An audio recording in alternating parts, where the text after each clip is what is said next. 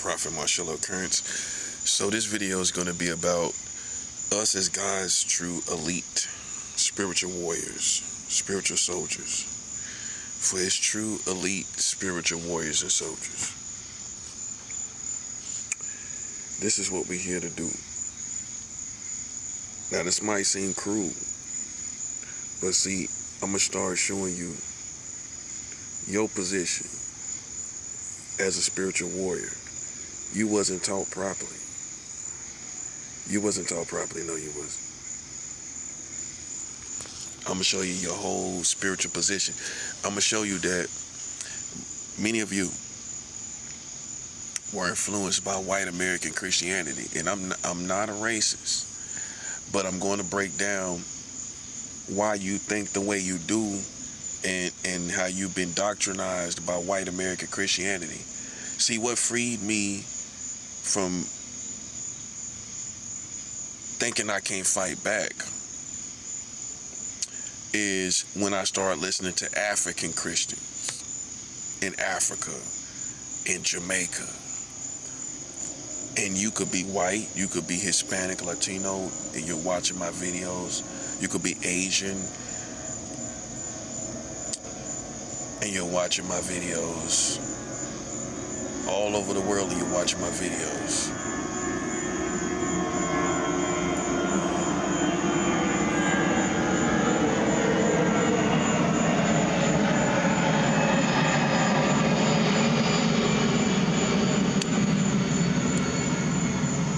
What I want you to do is go and look up African ministries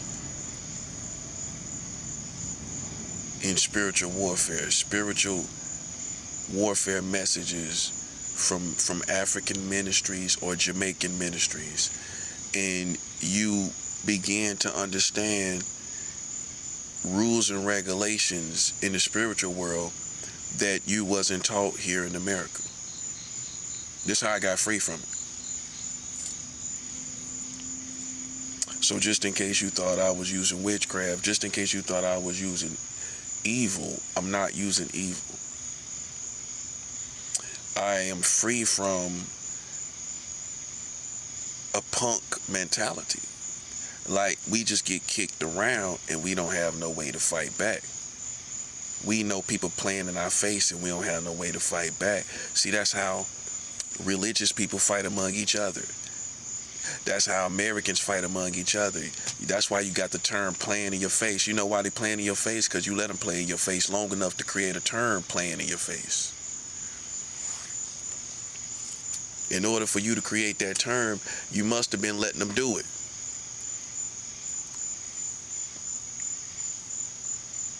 So while you thought I was against Africans, ironically, man, my whole fighting style is African. While you thought I was a sellout to black people, ironically, my whole fighting style and spiritual warfare, you see what I'm talking about? I learned it from African Christians. I learned it from Jamaican Christians. While many of you, even though you listen to black ministers, you still are influenced by white American Christianity worldviews and perspective and theology. And so the people you listen to, they are influenced by white American Christianity. That's why I'm trying to show you. This is why you think you can't fight back. This is why you only think that the battle is just the Lord and you don't play a position. I can show you, even though the battle has always been the Lord's, you have to play a position. I can prove that biblically, where God's people played a position. Okay, so let's slow down right there. Although the battle belongs to the Lord, and we know that. Anybody down here with a brain knows that. Anybody in spirituality knows that.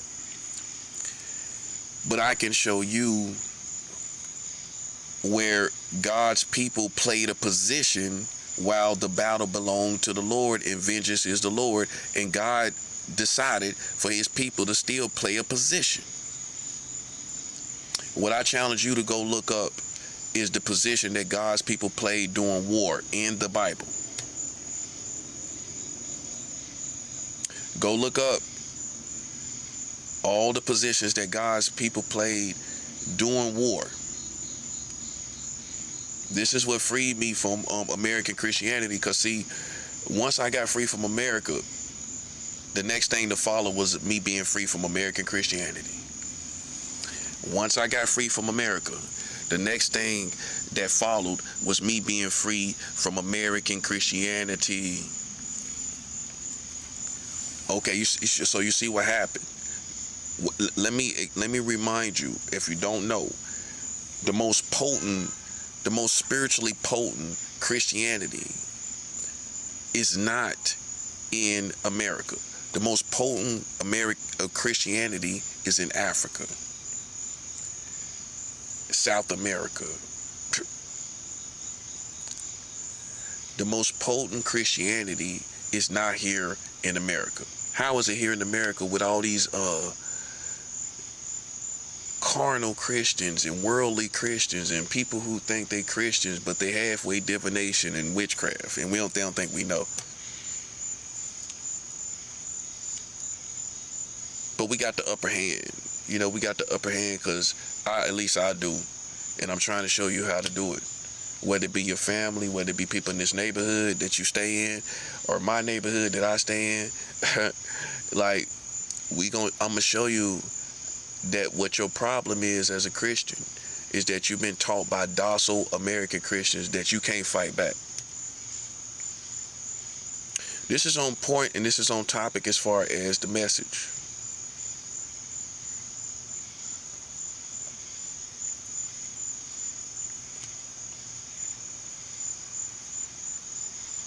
This is on point because before I can proceed with a mindset as a Christian that we want severe escalation with wars with America, in order for you to accept that perspective and worldview from a spiritual position or a Christian position, I gotta show you how you have been doctrinized with American Christianity, which believes that you can't fight back. But then I can take you to all these wars in the Bible, and I want you to explain all these wars in the Bible. That's all I'm asking. So the time has come for American Christians to now play a position like Christians in the Bible, like God's people in the Bible, like God's servants in the Bible. Now you have to play a position like God's nation in the Bible, where we fight against other nations, because we are no longer in a Disneyland type world where Christians are respected and loved. Now we're in the last times where it's evil, even from our family, where they hate Christians and the community hate Christians. That causes us to adjust to be like people in the Bible. Because of the gang stalkers position and the witchcraft position and these gay and lesbian positions in our community, this has caused us to play a position. It's about position. I'm going to show you. Listen, I'm going to narrow this down. Besides me and your opinion, to a position that you cannot deny that's in the Bible. We have to become like a position that's in the Bible. We're God's people. God's true people. Play a position in spiritual warfare against physical human beings. Now, like I've always explained, if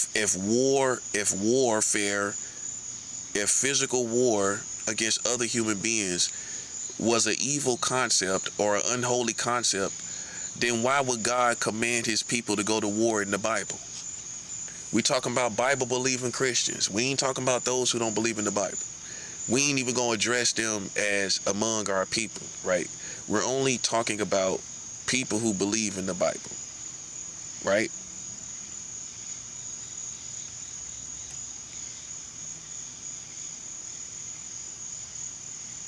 So if you believe in the Bible, if you're a Bible-believing Christian, that's all I'm talking to right now. Because in order to believe in the Christianity, you have to believe in the Bible. Where you think Christianity came from? The Bible. So if you don't believe in the Bible, how you believe in Jesus? Come on, make it make sense. If you don't believe, think about what I'm saying. If you don't believe in the Bible, how you believe in Christianity? See, some people so smart they stupid, and that's where you get in the problem. You can't be so smart you stupid, right? Like, I don't try to figure out everything, like who wrote the Bible and all the things in the Bible. All I know is anybody that would write a religious book wouldn't write it like that, because it has too many imperfections of God's people in it.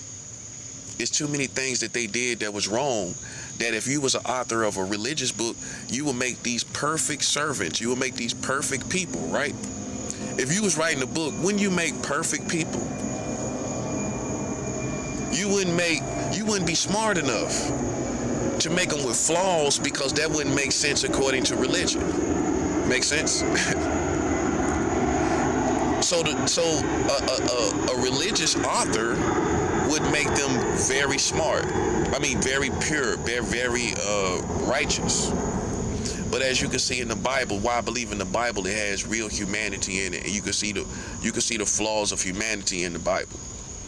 It's nobody that's genius enough among all these authors to make a religious book that's supposed to show you righteous people. But even with that concept, they go beyond that to make imperfect righteous people. It's nobody genius to do that. That's history. So if you believe in the Bible, back to that. If you believe in the Bible, then you have to believe in the wars in the Bible. You have to understand that God commanded his people to go to war against physical people. Physically. Okay, so God, as we know, God is holy at all times, right? Right. God is holy at all times. So when he commanded his people to go to war, was he unholy at that time? Was God impure when God is holy on whether it's the Old Testament or the New Testament? See, I graduated that perspective. It's God's word. It's the same word. Jesus didn't follow the New Testament. Jesus followed the Old Testament. That's 7 out. Oh, for those who say that's Old Testament, these arrogant, cocky Christians, right? Old Testament, that's what Jesus followed, was the Old Testament.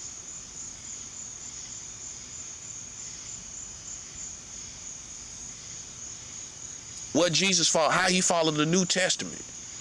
Jesus didn't read the New Testament. Jesus did not read the New Testament.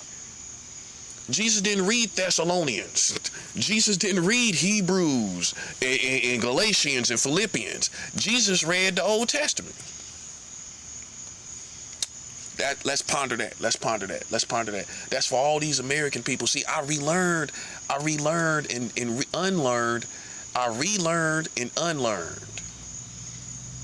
And I unlearned American Christianity. I'm not even an American Christian. I'm a Middle Eastern Christian. See, that's what my enemies don't know. I'm a Middle Eastern Christian, which means, listen, you ain't gonna find me acting like none of these American people anymore. You ain't gonna find me acting like none of these American Christians anymore, where I let people play in my face and I know what I can do based on the Bible.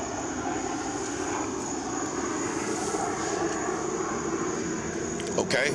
So you ain't gonna find me acting like no McDonald Christian. Some Wendy's eating Christian. You ain't gonna find me acting like a Wendy's eating Christian.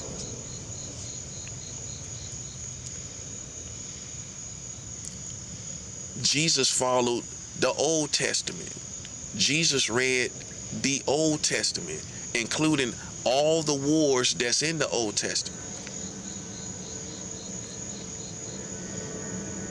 Okay? You supposed to be like Jesus. Okay, so why you ain't reading the Old Testament like Jesus?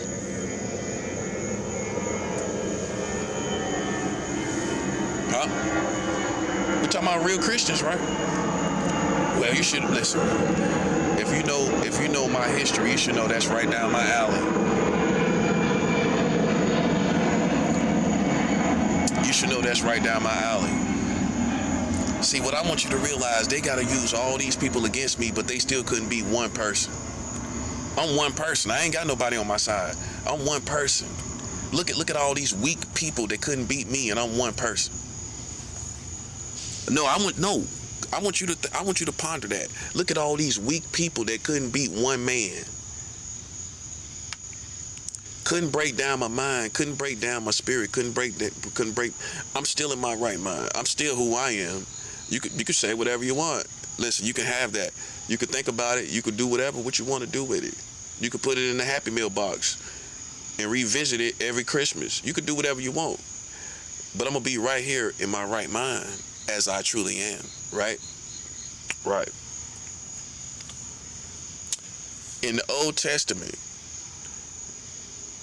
if we don't fight against flesh and blood, explain all the Old Testament wars. For all you American Christians, if we don't fight against human beings, then explain all the wars in the Old Testament. Can you explain it intelligently? Where God is holy, right? This is what I want you to, before you even say, well, something else happened and then it became a new time, and before you even say something goofy like that, that ain't even what I'm getting at. What I'm getting at is the nature of God during war. During war, the nature of God in the Old Testament, that's what I'm getting at. Where God commanded his people to go to war. So, besides your perspective and how you feel about war, we're talking about God's perspective on war, right? If war was an unholy concept, then why would God allow his people and command his people to go to war?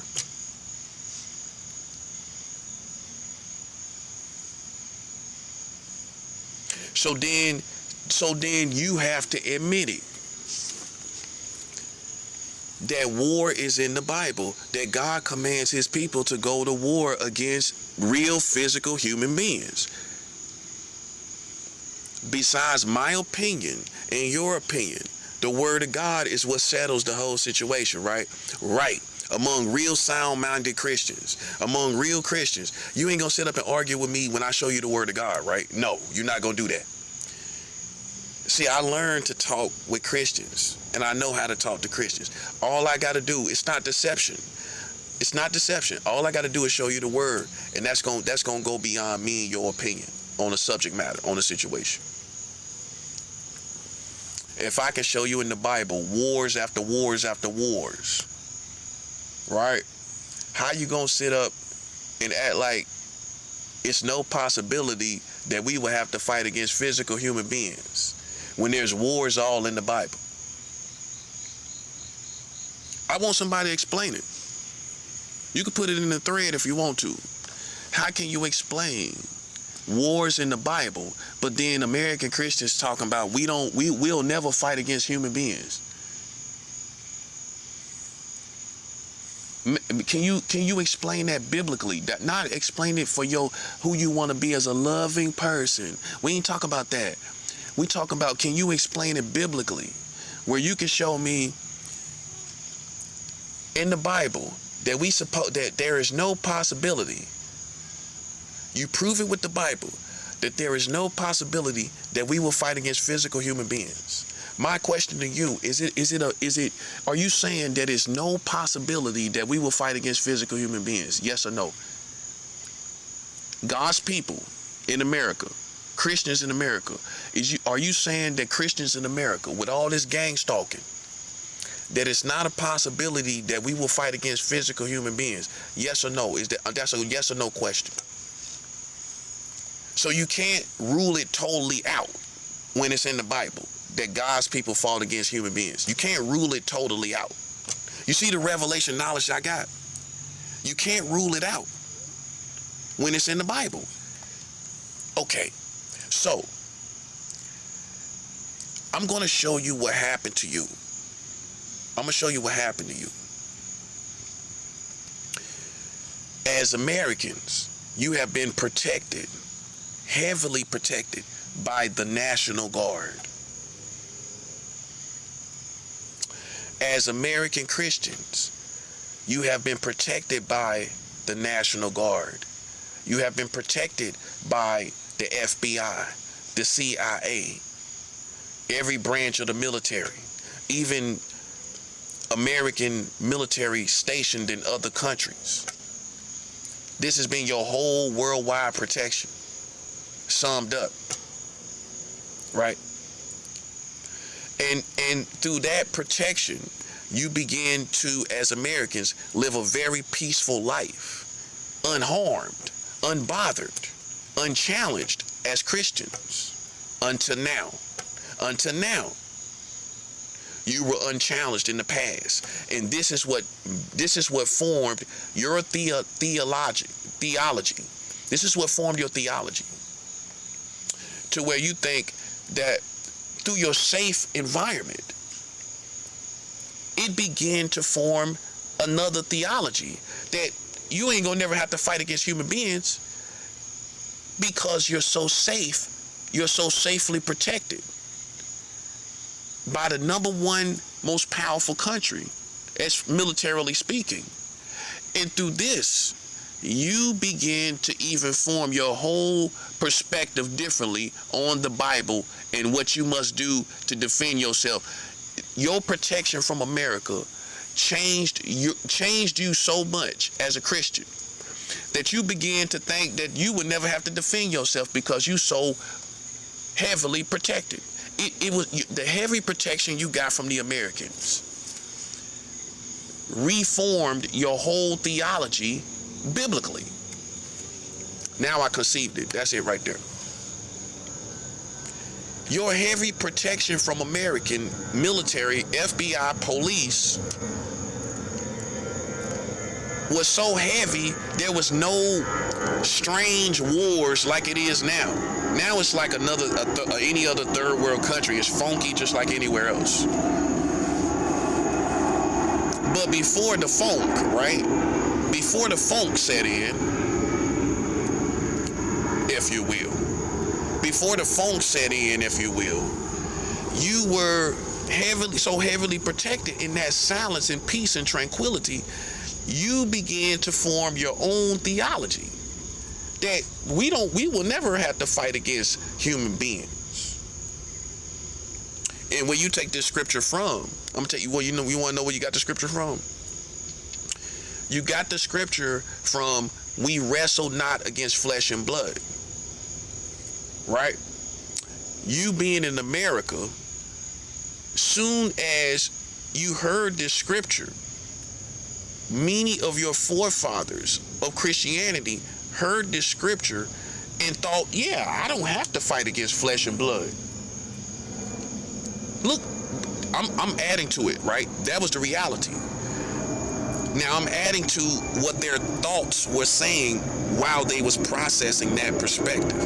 I'm well protected. The police protects me. Everybody protects me. Now you see what I'm saying? The military protects me. I won't ever have to fight against flesh and blood. I don't fight against flesh and blood because I'm so protected by the police. I'm so protected by the military. I'm so protected as white Americans. This perspective is from white American Christianity. Now imagine you had peace in America, and then you was white in America. You got double peace. Now imagine you being a preacher that's white in America. Imagine your theology on defending yourself.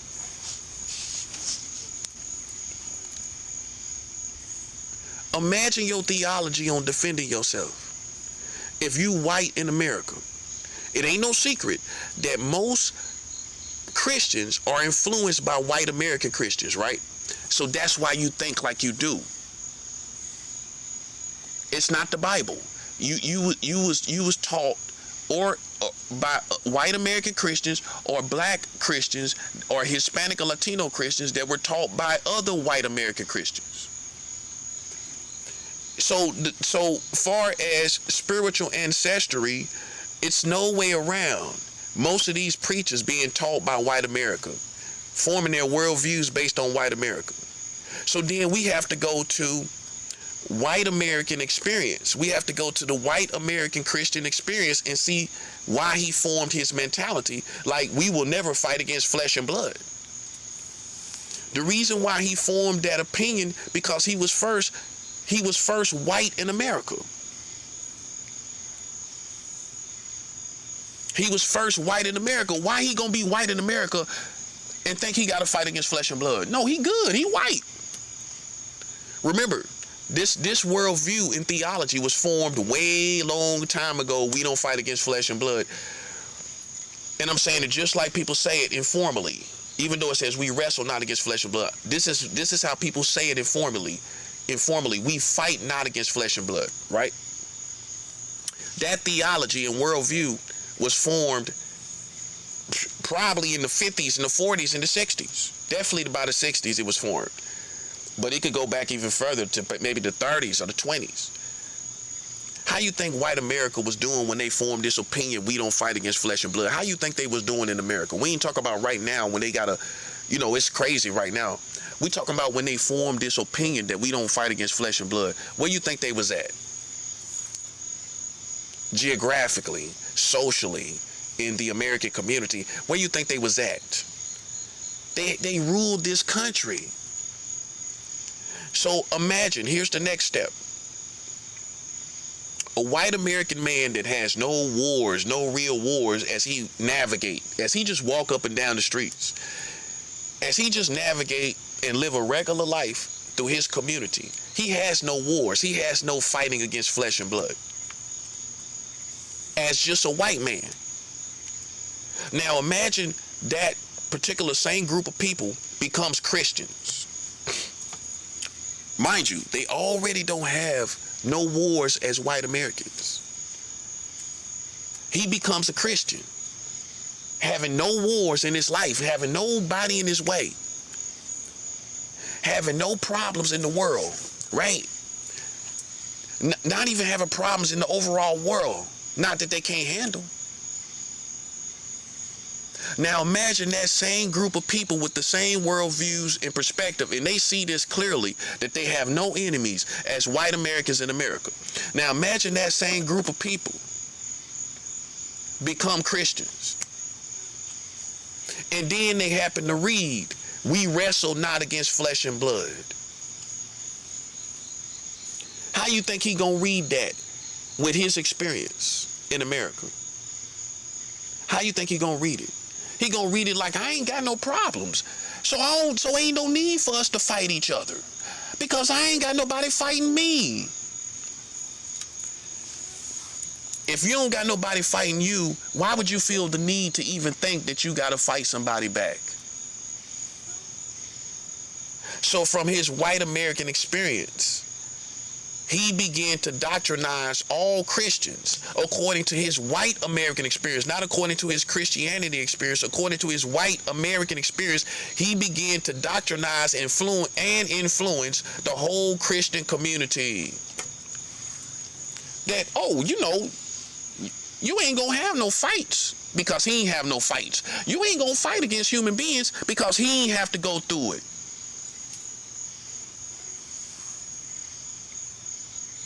Now, the African American Christian, wasn't they burning our churches down? That's 7 out. Wasn't they burning the churches when we was Christians in America? Wasn't they burning crosses in front of the churches when we was Christians? You see the black Christian experience the whole time. Wasn't they threatening us? Wasn't they bombing the churches where little girls were dying in the churches? So how would you think that we don't fight against flesh and blood or human beings when we really are? Whether you're on the defense or the offense, you have a fight with physical human beings. Listen, for smart people, don't you realize that whether you're on the offense or the defense, if you're on the defense, meaning you ain't the antagonist but you're being attacked, don't you realize that's still a fight even though you're on the defense? I'm trying to show you how to be a fighter. Don't you realize it's still a fight even though you ain't doing nothing? Don't you realize it's still a fight even though the gang stalkers is attacking you, but you ain't doing nothing? It's still a fight even though you ain't doing nothing to them. Well, you still being fought, so how it ain't a fight? So then you're physically fought by human beings. And we've been physically fought by human beings as black people, as black Christians from the very beginning. You have been fighting with human beings, with flesh and blood from the very beginning of your American experience as American Christians. You've been fighting against it. You still fighting against them.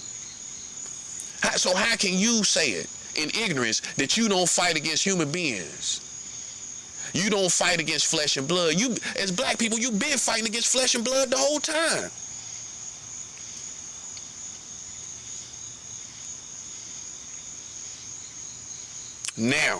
Now I got you where I need you to be. Now, with that being said, you see I got you lined up, right? Now go to the Bible. This is what I did after learning these things. After God showed me these things, this is what I learned directly after that. Look at all the wars in the Bible. Look at all the wars in the Bible. Look at all the wars in the Bible. Remember that white America wanted to hide information from us. They didn't even want slaves to read. They didn't even want you to gather information. So you telling me they still want you to, they okay with you gathering information right now? No, they not. They still selective about what information you gather, as long as it don't affect them. See, when it affects them, they mad about you gathering certain information.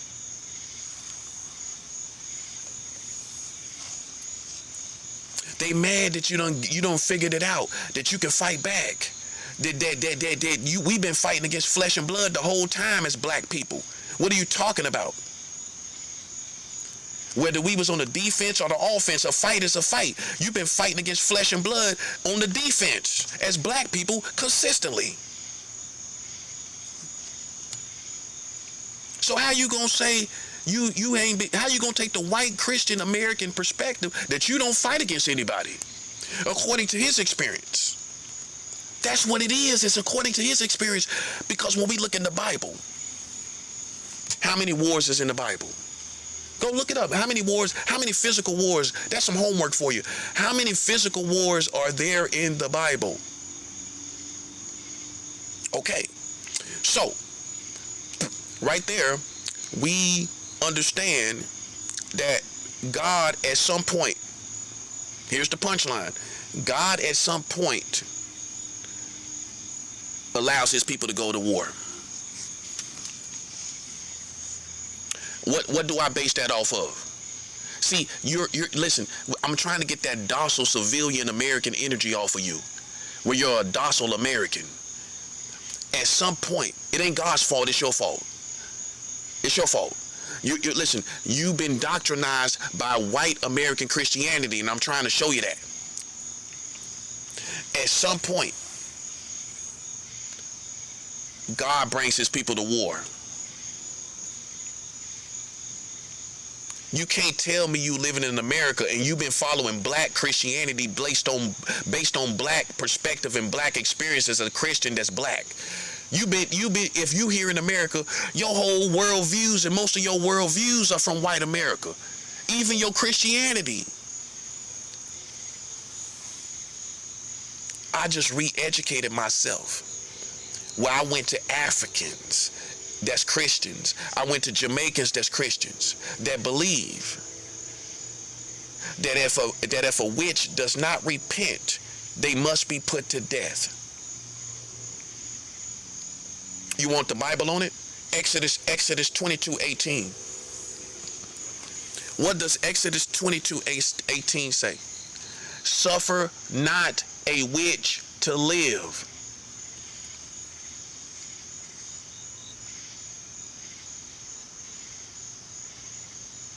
That's God's attitude on it.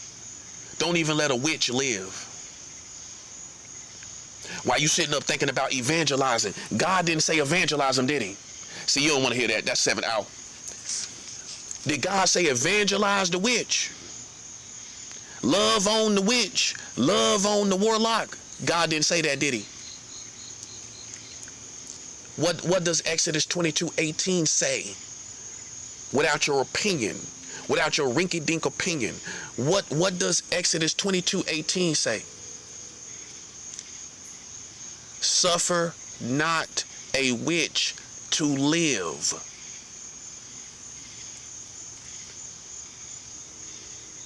So how you gonna say, you see the job the prophet got? How you gonna say that we will never have no physical altercations where we have to put people to death, but Exodus 22:18 says, suffer not a witch to live? Because you as Americans never played that position. You played a docile civilian position, but the Bible is the Bible. Don't blame God. No, it's you as Americans that's been taught by white American Christianity. The Bible says, suffer not a witch to live. Is that my opinion? Is that me saying it in hate? Is that my hatred? What I got to do with that? Exodus 22:18 is Exodus 22:18 before I was even born. Decades and decades and centuries before I was even born, Exodus 22:18 says, suffer not a witch to live. So what I'm trying to show you is that's God's perspective foundationally on those who practice witchcraft. That's foundation. You can't erase that foundation with American Christianity where we gonna just love on them and everything. No. You need to consider Exodus 22:18 foundation. I didn't say you couldn't evangelize to them with them at some point, but I want you to consider. See, there's a balance. You see the balance. You can evangelize, but consider Exodus 22:18 a foundational experience or a foundational perspective of God on witches. That's a foundational perspective of God outside of me and your opinion. God wanted in Exodus 22:18 for witches to be put to death. That's beside me and your opinion. Right? That ain't got nothing to do with me. That ain't got nothing to do with you. See, I'm trying to show you, you've been doctrinized by Americans. And see, for many of us that's been played with by America, you got to come out of America to be free from America. Does that make sense? You got to come out of their culture. You got to come out of the way they think. And then I'm telling you, it's a spiritual bondage. When you come out of America, then you get free from religious American Christianity that tells you won't fight against human beings. I'm going to tell you why you ain't get free from it, because you were still in the culture. You still a part of the Americans. When I came out of it, then I began to be free, which means it was beyond information. It was a spiritual bondage. Woo. It was a spiritual bondage.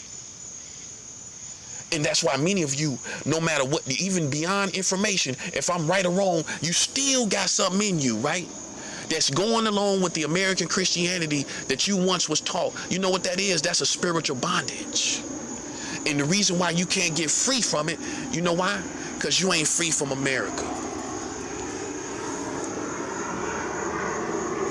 You ain't free from America. That's why you can hear me, but you don't hear me. That's why you can perceive what I'm saying, but it doesn't register. You know why? Because you're not free from America. That's what it is. Am I saying anything wrong to anybody? Exodus 22:18, suffer not a witch to live. Wars all throughout the Bible. Am I saying anything wrong? It's just not according to white American docile happy-go-lucky Christianity. You're used to happy-go-lucky Christianity, where it's a behavioral club. When you go to church, it's a behavioral club. American churches is a behavioral club to be on your best behavior morally. But don't the Bible says be angry and sin not? Oh, I can be angry. I can walk around angry. You scared? I could be angry about a million different things. Are you scared? The Bible says be angry and sin not. Ain't you angry about all this gang stalking? Ain't you angry about having no money? Ain't you angry when these people owe you money and you could be doing way better today? You could be somewhere in the motel eating pizza, chilling, on a new phone, laying back under the AC. Done took 3 showers. And you ain't angry. I'm going to tell you why you ain't angry. Look at your condition. Look at your situation. How can you not be angry? Look at these people gang stalking you. How can you not be angry? Because you are still doctrinized as a slave. A slave can't be angry. Most slaves ain't gonna be angry. When you ain't angry with apparent disrespect and oppression and poverty, it's because you're doctrinized as a slave. That's the only type of people that's gonna walk around and act like it's everything is all good. I can show you a million reasons why I'm angry. Why you thinking it's all about these gang stalkers? Why you think it's all about the gang stalkers? I can show you a million reasons why I'm angry right now. See, us as grown people, this is why I don't try to read people. This is why I don't, because a grown man or woman, I would like to think I'm not that easy to read. Which means me as a sophisticated man, it's a million things on my mind. Why you flattering yourself as gang stalkers, thinking it's about you?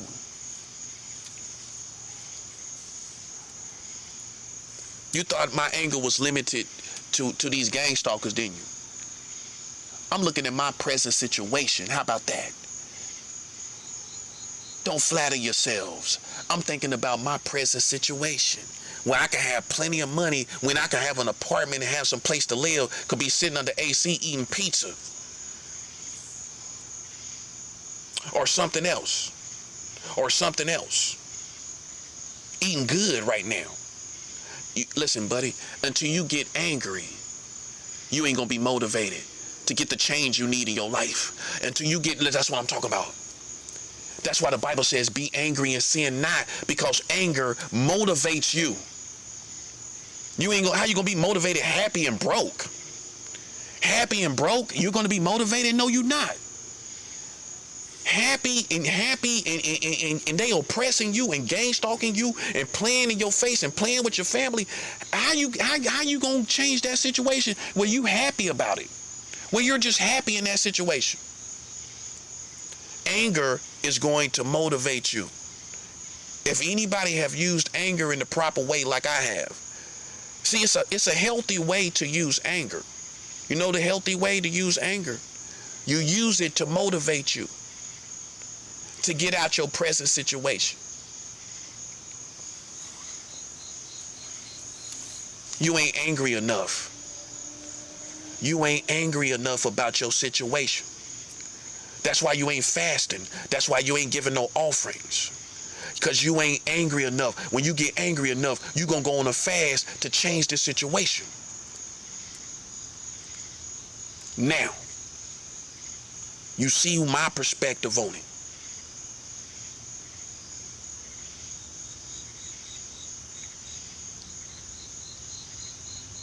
We do not care about these religious Americans because they listen, we have declared war on the Americans. And we are going to war by spiritual means. Here's what you need to understand.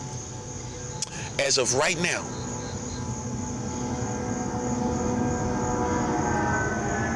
August 18th, 2026. Us as God's people.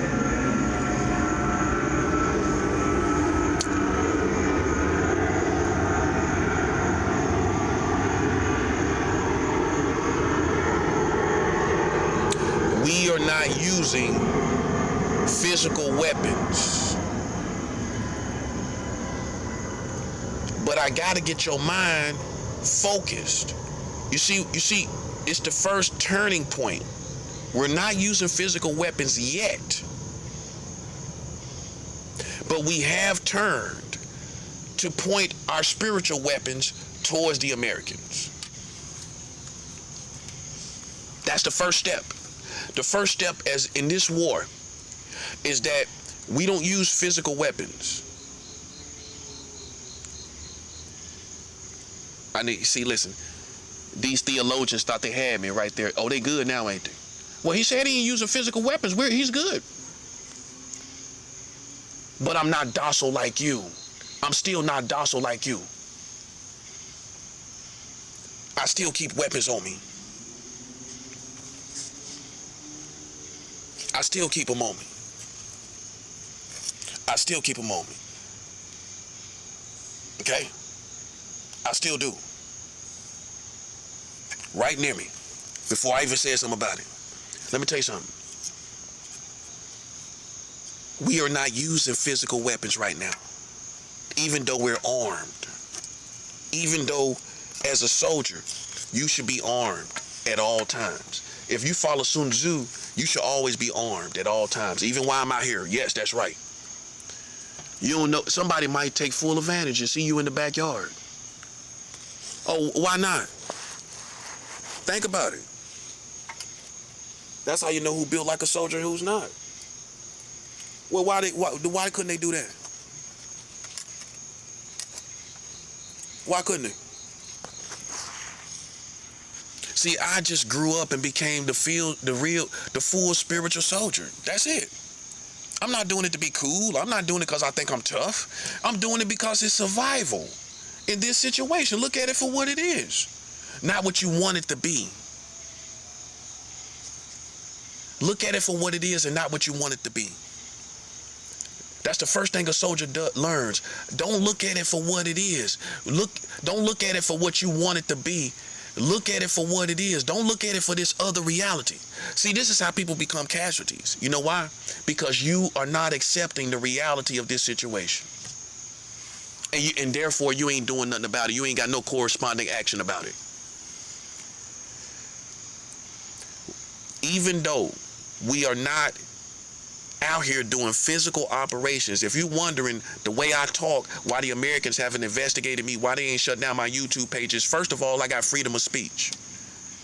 That's number one. Number two, they cannot find any physical operations that I talk about, that I'm going to do, and I command you to do. I do not command you to go out here and do a physical operation of any kind, of any size and magnitude against the Americans. I do not command you to do that. Because that's not the season we in. That's not the season we're in right now. But for soldiers, real physical soldiers that have done tours, I have lived with real military, just in case you think I'm a toy soldier. Charlotte, North Carolina. Charlotte. Since the last time you seen me as Charlotteans, I have lived with real soldiers that have done real tours. Okay? I'm not the same guy that you once knew. Come to terms with it. I've lived with real military. I've lived with real people that done real tours. For real soldiers, you might say, well, this ain't nothing, man. They talking about using spiritual weapons, and ain't nothing gonna happen here. Ain't nothing going on here. We got a real war in our hands, and we got real people out here. And the prophet ain't talking about nothing. He talking about using spiritual weapons. We got real people out here bugged out. No. Hear me out. Hear me out. See, I address both sides because there's two sides. There's people that want to use spiritual weapons, and there's people that don't even know how to use spiritual weapons against human beings, like we're presently doing. And then there's others on the whole other extreme polar of the spectrum that don't care nothing about no spiritual weapons. They see this crazy people out here gang stalking and they want to do something about it. Well, this is what I'm addressing concerning you. This is how I'm addressing. This is the position that is most effective, is using spiritual weapons. Pay attention. You just got to understand what the progression is. The progression is escalation of wars against the Americans. What you see going on. These tariffs right now lingering between Canada and America. What time is it? 11:16. Less than an hour, we're going to find out if Canada and the U.S. has come to an agreement concerning tariffs. If not, there's going to be tariffs all over Canada. We fight on a whole nother level besides bullets and guns and knives and everything else, even though we stay armed. We fight on a whole nother level. We fight on a whole nother level. On a whole other level where we're more effective using spiritual weapons.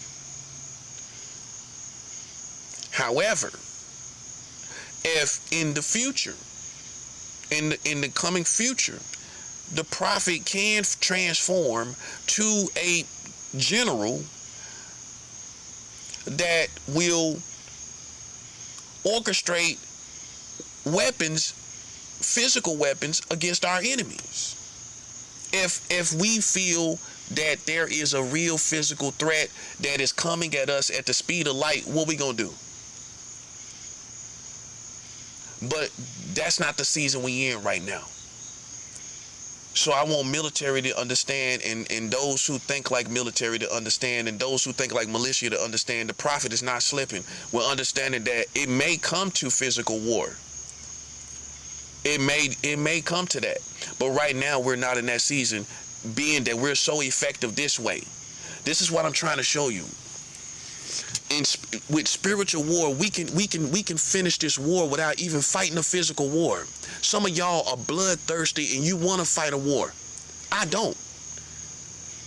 Now you see my full perspective. I really don't want to fight a war.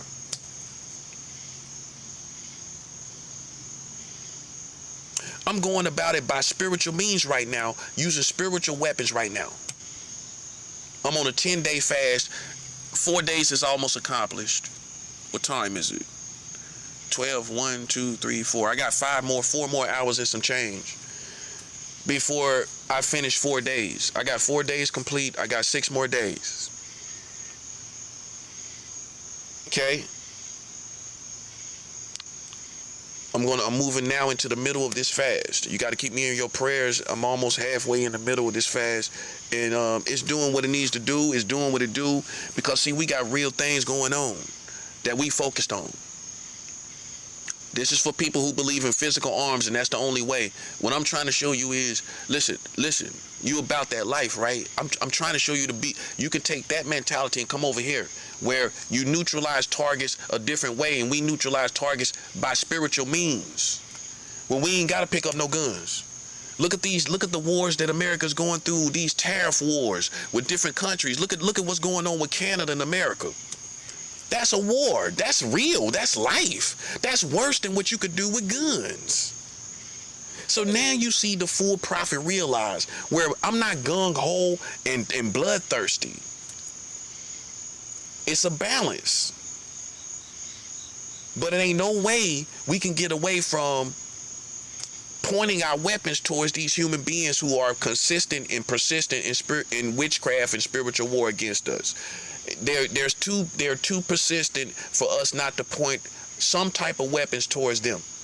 We choose right now to use spiritual weapons against them. Okay? We're fasting against them. Yes, we are against them. Against them, yes. Listen, you're taught by American white docile Christianity, and you should have knew an African Christian an African spiritual warrior was gonna rise up against America, and that's me. That is me. That would be me. That's my position. I'm not a thug. I'm not a gangster. Get that out your mind. Stop thinking because I'm talking like this as a black man, I'm being a man and speaking like I'm supposed to speak, that I'm being a gangster. I'm not a gangster. A criminal? Are you kidding me? At 45, you think I'm a criminal? I know better than to be a criminal. I'm smarter. That's a mistake of most young people. I'm too smart to be a criminal. I'll suffer before I be a criminal. But I'm human. But I'm human at the same time. But I'm too smart as a 45 years old man to be a bona fide criminal out here. That's a young man's mistake. At my age, I'm willing to suffer a little bit, go through the streets, eat some soup, and lay down somewhere in the streets. A youngin' ain't gonna do it. But when you get my age, you know, you ain't gonna put money and certain things you want at the top of your list. You're gonna put your well-being and your good karma at the top of your list. You're gonna put your freedom outside of prison at the top of your list. So in wisdom, you will suffer a little bit on the streets. Eat some soup and lay down somewhere. I'm too old to be a criminal in America. But I'm a soldier. And I'm too old not to be a soldier. I'm too old to be a criminal, and I'm too old to not be a soldier. And so are you. You too old not to be a soldier. You too smart, you too experienced with life, you know too much about what's going on and seeing everything going on. You understand human beings being down here so long. How you ain't a soldier yet? You ain't got to get the credibility or the voucher from the U.S. military to be a soldier. All you got to do is educate yourself.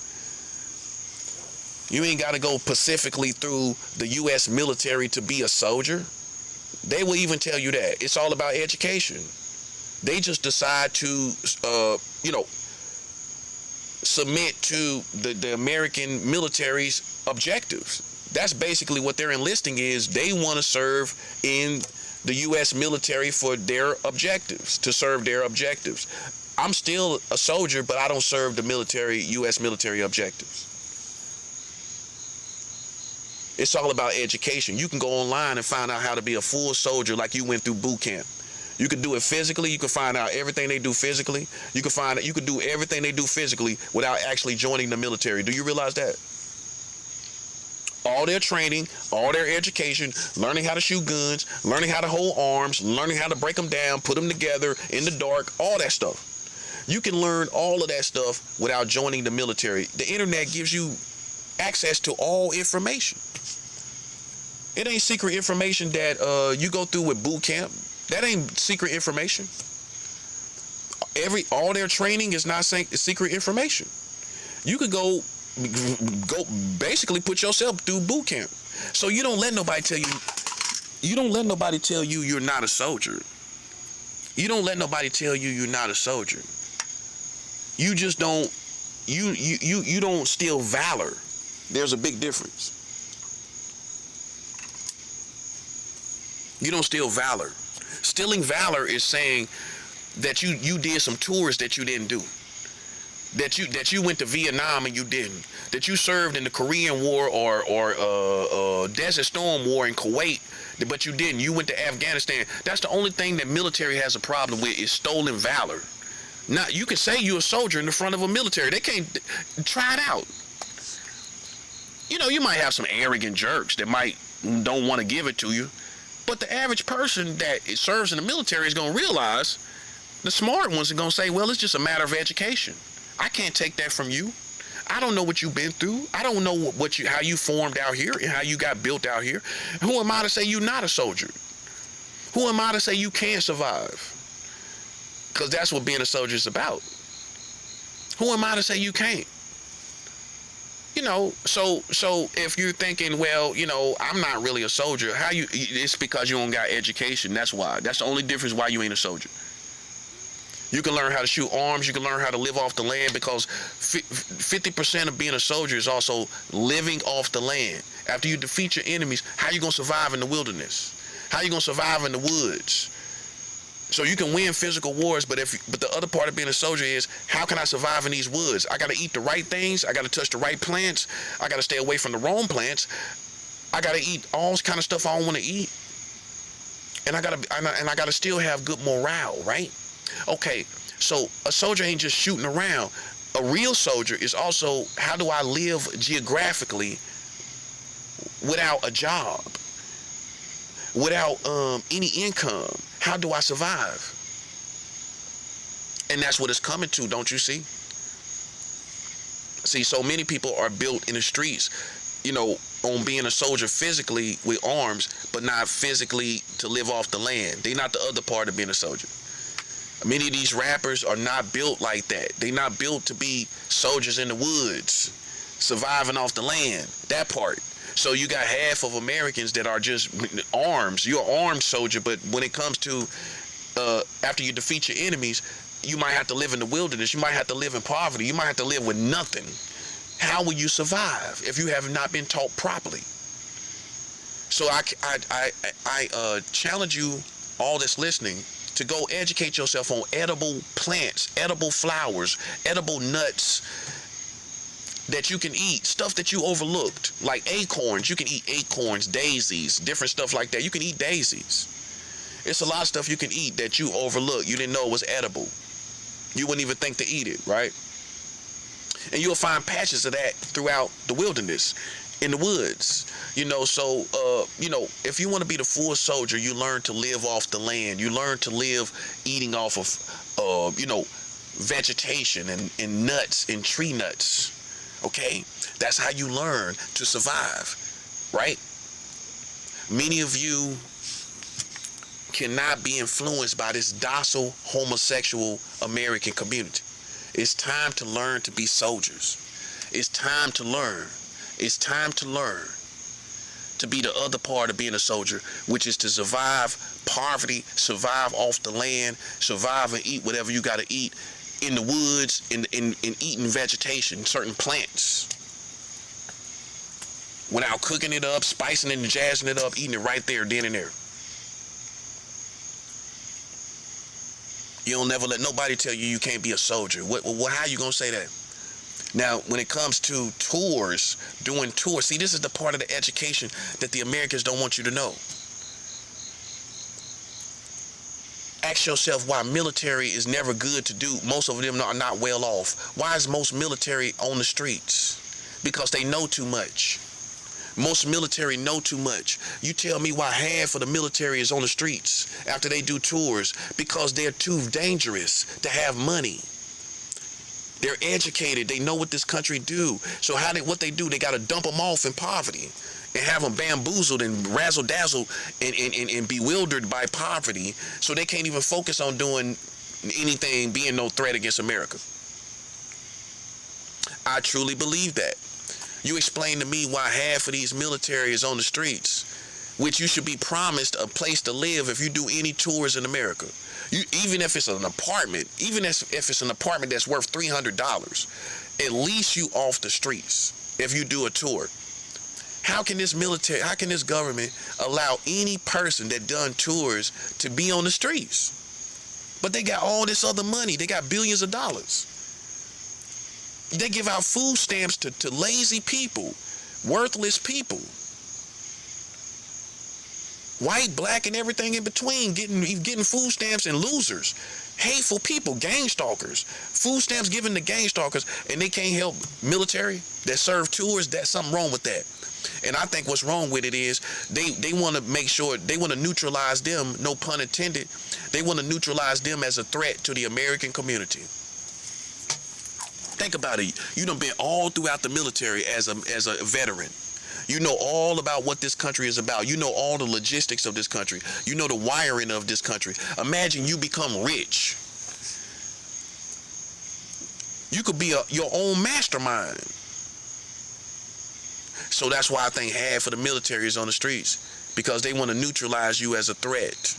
It could even be an intellectual threat like me. You know a lot. You know a lot. So then what they gonna do to somebody that know a lot? They gonna dump them off on the streets so they are bewildered by the weather and their poverty condition. You can't think about nothing but surviving. You're preoccupied with surviving. You're preoccupied with surviving. You ain't got time to think about what America's doing. You ain't got time to even watch the news, many of you veterans. All you do is watch the most important news. That's all you do. See, I done been around real military. Listen, people treat you like you 19, like I'm 16 or something. I done been around real military, people that done real tours. I done looked in their face. I done chilled with them. I done hung with them. I gotta say that for my viewers. I gotta say that for these enemies out here who think I'm a toy soldier. I done been around real military. I already done popped that cherry. Well, I done been around real people that done real tours and killed real people in real wars. That already came. That time has already came. I already done popped that cherry.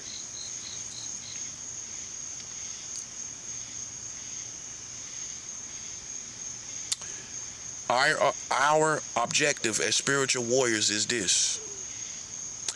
We fast and we give spiritual offerings to churches that's non-denominational outside of America for escalation of wars concerning the Americans. We want extreme, severe escalation of wars concerning the Americans, but we doing it all by spiritual means. This is why the FBI and the CIA can't say nothing about me. Listen, man, listen. You can't approach nobody like me. Because the first thing I'm going to say, I don't have any physical operations. So then that's the bottom line. I don't have no worldviews of doing any physical operations. It ain't in the back of my mind or my subconscious to do any physical operations against what you call America. We have enemies here, right? But unfortunately, many of you have joined these enemies here, and we know that part too, don't we? So what we're doing is using spiritual weapons, expecting God to bring severe escalation against the Americans. And that's our plan and objective, and ain't nothing you can do about it. You can hate us, and you're going to hate us. You probably are going to hate us. We expect that. But it's nothing you can do about it. As long as I don't have physical operations, people gonna laugh you to a scorn in other countries that you playing around a person that's fasting. He's abstaining from food and giving offerings to churches. They gonna laugh you to a scorn when you look at me as a threat. Because we know that's what you're scared of. That's why all my viewers, man, all my subscribers, I want you to understand something. From my general perspective, I'm an A-star general. Why am I an A-star general? George Washington was a 7-star general. Oh, you can laugh. I'm going to tell you why. You can laugh. I'm going to tell you why. Because I have done the equivalent, and I guarantee you military would agree with me. I have done in the United States of America, on this land, the equivalent of a tour, of many tours, dealing with guerrilla warfare from state to state. You didn't think I was going to get that? You didn't think I was going to get the acknowledgement of a soldier? When I had to deal with guerrilla warfare from California to New York to North Carolina and to Florida, where I was walking on foot from Florida to Georgia, I literally walked from Florida to Georgia on foot, from Daytona, Florida to Kingsland, Georgia. And you think I ain't gonna be seen like a soldier? I've had a military personnel that went through the military. I think he was Navy. He told me, "You're a soldier. I see a soldier." When he looked at me, he said, "I see a soldier." Listen, I already done got vouchers and cosigns. Imagine me worried about what these ratchet people on the streets think about me. I done had military call me a soldier. What else I need? That's why I move like this. That's why I talk like this. I don't need the streets no more. That's why I'm telling you, listen, I don't need them no more. As a matter of fact, y'all played in my face. Y'all was a part of the big politics of this whole situation. Yes, you was. So why would I feel the need to need you? Why would I care about your opinion when you was a clown at street culture and community, hip-hop culture, all out here playing in my face? Acting like I was a sex predator and I got a child in the world that's 19 years old. I've been married on paper down in Florida, and imagine me esteeming you as, in your opinion, as something worthwhile for me to listen to. You flattered yourself. I don't care nothing about no street culture and hip hop culture. That's for them kids and teenagers. I don't care nothing about that. I'm too grown to care something about it. I'm too turned out on these soldiers and military and real war and doing the equivalent of tours in America to care about what the ghetto and the streets and gangsters and thugs think. I'd have been around soldiers. You know what's harder than a thug? A soldier. For short. You know what's harder than gangsters? Soldiers. For short. Going through precise boot camp where you know everybody that passed through there is tough. You know that everybody that went through that, you listen, half of these gangsters and thugs, you got to sit down and listen to them to know what they even went through. You gotta go through that with a fine-tooth comb before you say they thugs and gangsters. You got military, listen, you know for sure he done went through boot camp. Every last one of them. You know that he built the last. You know he tough. When somebody like that call you a soldier, you think I'm going to take that lightly? See, if it was you, you'd be the same way if you was me. You would be the same way if you was getting cosigns by soldiers. That's what I'm saying. That's why I got to stand on my own, about my own perspective of myself. Because only you know what you've been around. Your family don't even know you've been around real soldiers. I'm a whole different animal. It is what it is. But I ain't no threat, and I ain't no harm, and I ain't no danger to people that don't play with me. As long as you don't play with me, I ain't no threat to you, and I ain't no danger to you. But if you think you want to show me how tough you are and show me how cool you are, that's when you're going to get in the problem with God. And that's what you've been doing. And you don't think I'm smart enough to know that. Now, if you want to play in my face, then what you expect me to do? If people playing in your face, for viewers, for subscribers, if people playing in your face, what they expect you to do? You're going to go to the Bible and show them where there was real wars in the Bible. Now, in order for there to be a real war, according to God's kingdom and spiritual war, even though right now in this season we are using spiritual weapons, but we're beyond, but we graduated just using spiritual weapons to demonic spirits. We have now graduated and understood that we can use spiritual weapons against human beings. We done graduated, right? Okay, throw your hat up. You done graduated, throw the hat up. You got your gown on, throw your hat up. I'm throw my hat up, yeah. I couldn't resist that one.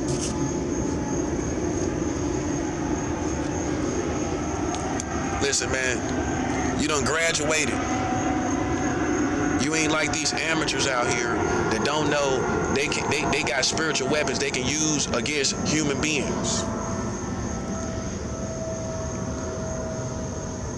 But in this season, all we doing is using fasting and giving offerings, and our spiritual weapons we're using, including intellectual property and information concerning the Americans, them marrying children. While they was calling us sex predators, we gonna use that information as a weapon as well, of them marrying children in 33 states. That's it right there. That's 7 out. We gonna use that weapon too. We gonna use every weapon we can against these Americans. But by spiritual weapons we're using against the Americans, and intellectual property and information. We're crafting on the divine side intellectual property against the Americans. That's right. We're pointing our weapons, although we are not in a season of using any physical arms against the Americans. Not at grocery stores, not at malls, not at stores, bodegas, and corner stores. We're not using any physical weapons against any American citizens. Right? That's crystal clear, right? Okay. So nobody should assume that when I've said that out of my mouth. And the real reason why you shouldn't assume it, because we're doing too good spiritually. If it ain't broke, I ain't gonna fix it. We doing so good spiritually. Can you imagine me going out here randomly? I mean, just as far as objective, thinking I'm doing something. Can you imagine me going out here and randomly doing something? That's nothing. That's a drop in the bucket compared to what we doing. We're on the brink of new tariffs and problems between America and Canada. Everything is going good. See, now American enemies, the spiritual warriors, can come out and talk in broad day and they can't do nothing about it. See, they're not used to it. They're not used to a real enemy that they can do nothing about. And guess who that's most likely going to be? God's people. You know why? Because we're refined. We ain't going to make no mistakes. And guess what? Foundationally, we going to be doing everything by spiritual means, and God is going to be doing everything. How they going to raid us? How they going to do something against us? And then when they find out, when the real honorable Americans find out what it's all about, they going to realize, oh no, we wronged that person. That's another reason they ain't doing nothing to me. You know why they ain't doing nothing to me? Because they found out what it's all about. They found out what it's all about. See, Sun Tzu taught this in The Art of War. Sun Tzu taught, you fight, even, and I'm paraphrasing, even if your government and community doesn't want you to fight. You fight if you can win, even if your government and community don't want you to fight. Sun Tzu also taught, you do not fight if you cannot win, even at your community and government's bidding. You do not fight God's people, and you know you can't win, even though your community and your government wants you to. That's for the gang stalkers. That's how we know you don't follow the art of war. Because by now, if you was a student of Sun Tzu like I am, I'm telling you to listen. I am a student of Sun Tzu, right? Bona fide. That's why I can just tell you the information, because it's in my soul, right?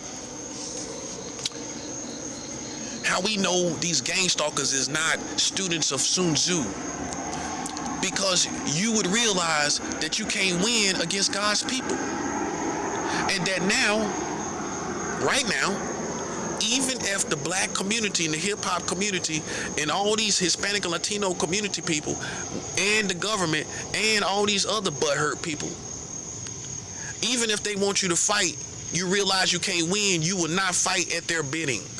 Even if they want you to. Even if they paying you, you know you can't win. See, if you follow the art of war, you would have been stopped. That's how we know you clowns. Because actually, everybody told you to stop, didn't they? Actually, America told the gang stalkers to stop. Oh, see, for targeted individuals. No, listen, let me slow down. Because I'm going to show you the difference. And I say this respectfully from other people who do messages on gang stalkers. I'm going to show you the real spiritual condition that no one else could have possibly known, but if they were spiritual or they were prophets about this gang stalking situation. Okay, the condition of the battlefield is this concerning these gang stalkers. They're suicidal. That's number one. Most of them want to die. The people that's out here gang stalking everybody, like you and me.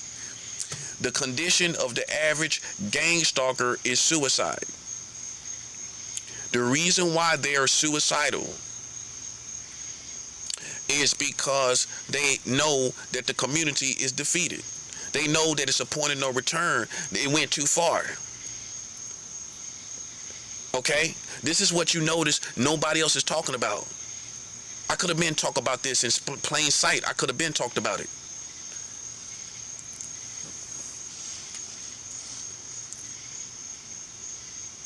They're suicidal because they know America is never going to be the same.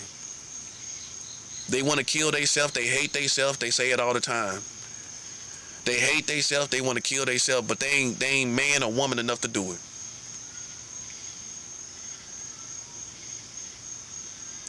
For high-ranking people like me, they want to join to my cause, the gang stalkers.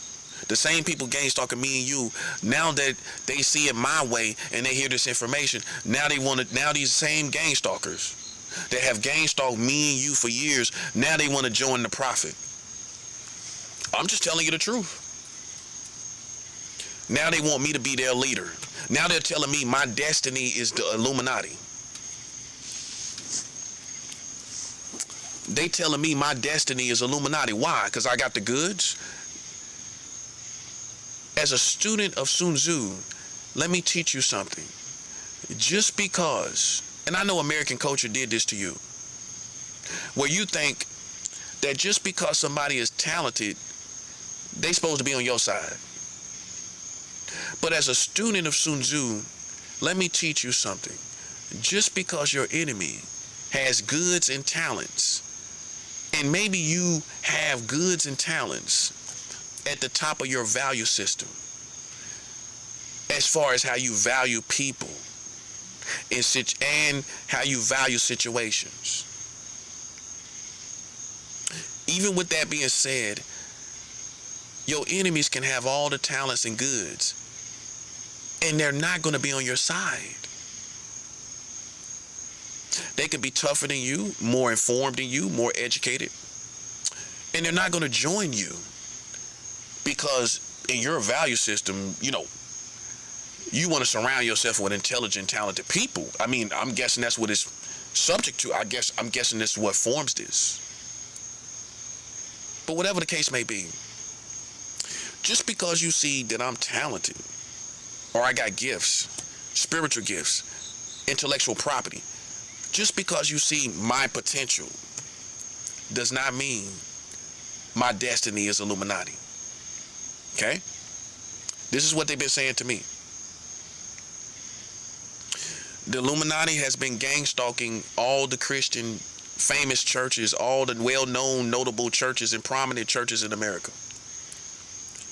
If you go to a famous church, they have been gang stalking. If you go to a famous church in Charlotte or New York or Miami or Atlanta, I want you to pay attention. LA and all these major cities, Chicago and St. Louis and Detroit, whatever church you go to, if it's prominent, I guarantee you they're gang stalking that church. Their objective became to gang stalk all the famous prominent Christians, all of them. Every Christian community in your neighborhood. If you're a high-ranking target, most likely in your neighborhood, you being a high-ranking target, they're gang stalking the Pacific Church in your neighborhood, outside of your neighborhood, near your house.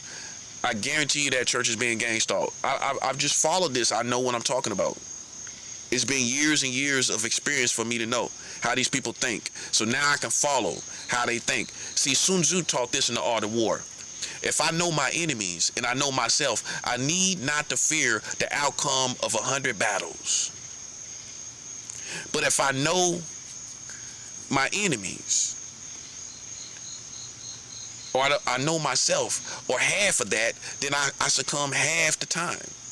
If I know, and I'm pretty sure that's what it says, if I don't know my enemies and I don't know myself, I will succumb every time in war. I've learned these people, they gang stalk Christians. They gang stalk famous Christians. Anybody with notoriety. If you are a Christian and you do Christian messages, right? If you are just a YouTuber and you got over a couple thousand subscribers, I guarantee you they're trying to gang stalk you right now in this season. I ain't talking about 5 years ago. I'm talking about now. They're gang stalking everybody that's Christian with a handful of subscribers, or got good intellectual property, or that you're in a circle with somebody that's high ranking, and therefore they're gang stalking you because of who you're affiliated with. Like anybody affiliated with me, you might notice strange things going on in your life since you met me. And the reason why is because my enemies are gang stalking everyone I know, everyone I esteem as special, or that I love, or I esteem as my loved ones. If you are going through, and this includes family, if you are going through anything strange, it's because you're being gang stalked. This is why we have to get on the same perspective. We got to get on the same accord that these people have to suffer. Now, how can they suffer? Well, I've been in this war room for a while, quite some time. I'm going to tell you how we can get these people to go in the opposite direction of us and go in the opposite direction of what we're doing. How we going to do it is these systems of America have to be shut down by God. This is what it came to. There's no more 20, 50, 30 years of America. Scratch that. The spiritual elite, real Holy Ghost filled, real righteous soldiers have come to terms with the fact that this country, its systems must be shut down from extreme gang stalking. Just that alone. Gang stalking Christian leaders and Christian community. Christian rappers being gang stalked and you ain't talking about it. Won't you talk about it in your raps? Won't you tell the truth? No pun intended. You already rapping the truth. Won't you go ahead and tell the full truth? Won't you go ahead and tell people that you being gang stalked? Oh, or you're one of those Christians that feel like you rather not talk about it so you won't continue the problem or speak the problem. Won't you tell people so they won't feel alone? If you're a Christian rapper, won't you use your platform to talk about gang stalking? Because I know you're going through it. I know you're going through it because I know how these people think. And they gonna gang stalk every single Christian they can find that's worth something, that's famous, that's out here in the community. The condition of the battlefield is that these people are now, the good news is they're suicidal. They know they've wronged us. They know they done wrong. They want to halfway join high-ranking Christians. They feel that it's over. They're still attacking us.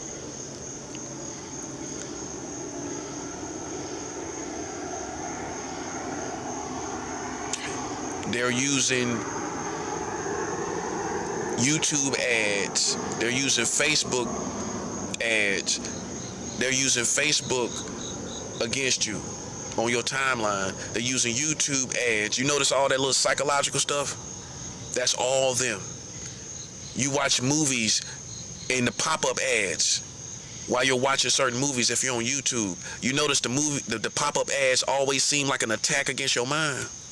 Did you notice the pop-up ads and the ads on YouTube and Facebook and all these other places got children and all this other stuff like it's popping up against you? You notice when you watch regular TV, the commercials seem like psychological attacks of some form of fashion, where it's attacking your morality or attacking your mind and how you think, or to try to question how you think or try to challenge how you think. You notice that happens all the time to you? Because that's the condition of the battlefield. The gang stalkers are using the whole culture against us. Wake up. You think you're woke, right? Okay, this is woke. You want me to tell you what woke is? This is a very important part of the battlefield. The condition of the battlefield. They are using the culture against Christians.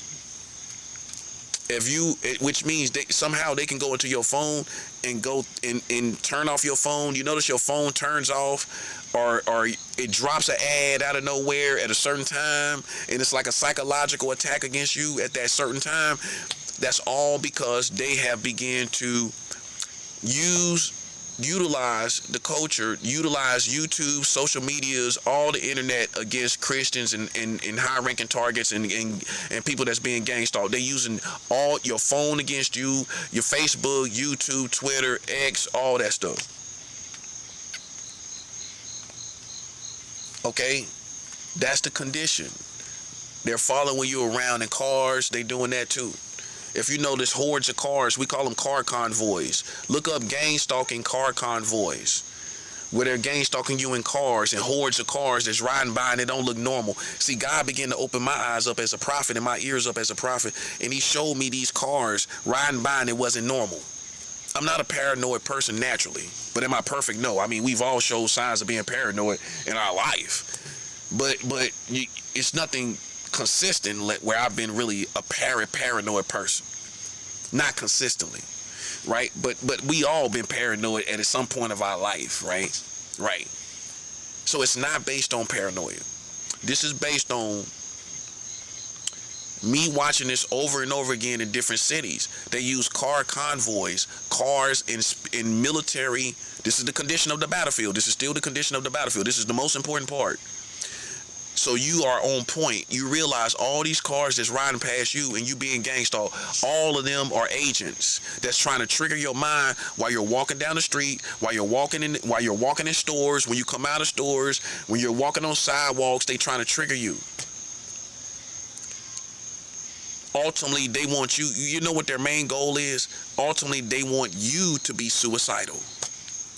If you didn't know and you're wondering, well, why wouldn't they just kill me? Because they want you to kill yourself. That's the ideal goal is for them. That's why you got to have your mind. You got to say to your mind, I got an iron mind, an iron heart, and an iron soul. Right? I want to give you the best information I can.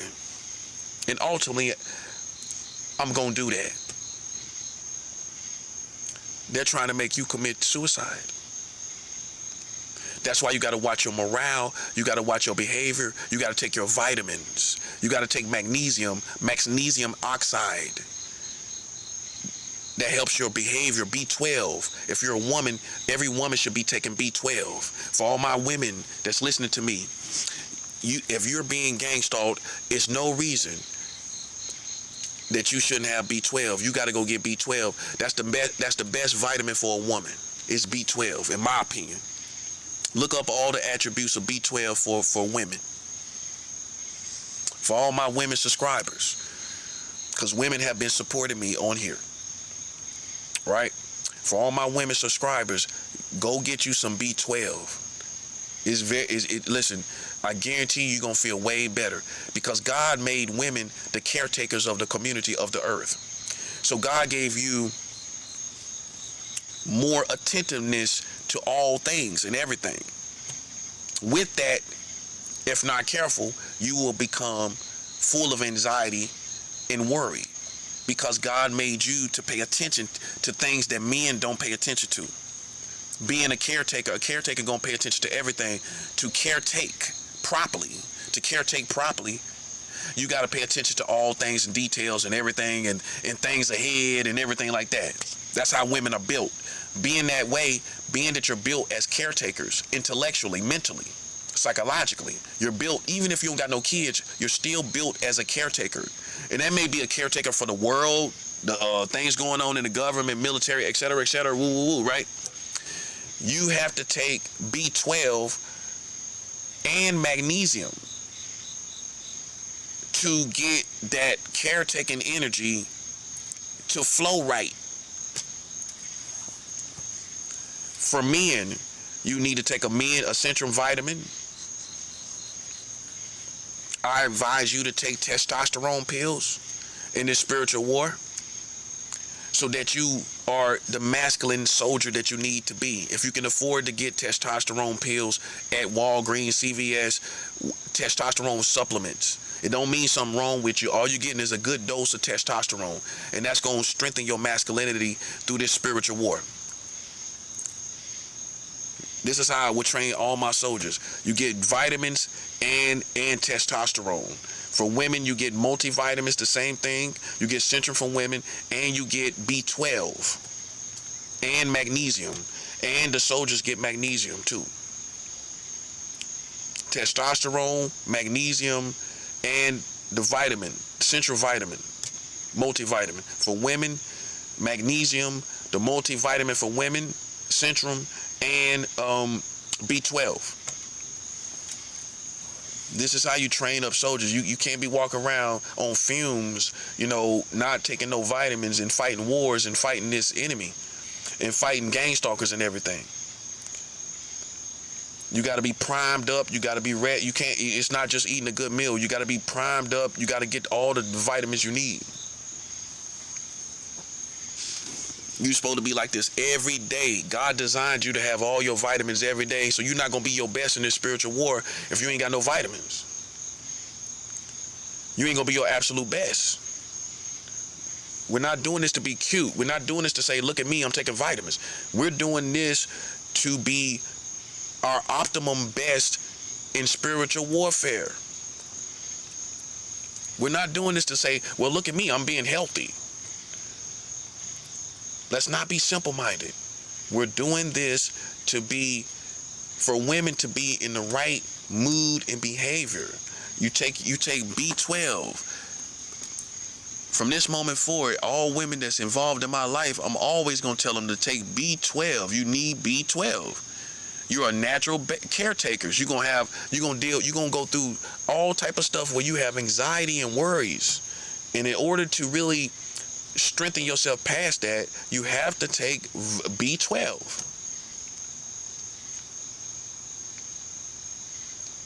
For men to consider yourself ladies men, well, listen. The first thing you should educate a woman on is taking a B12 vitamin. If you're gonna be around her. That's not a sexist joke. That's just a funny joke.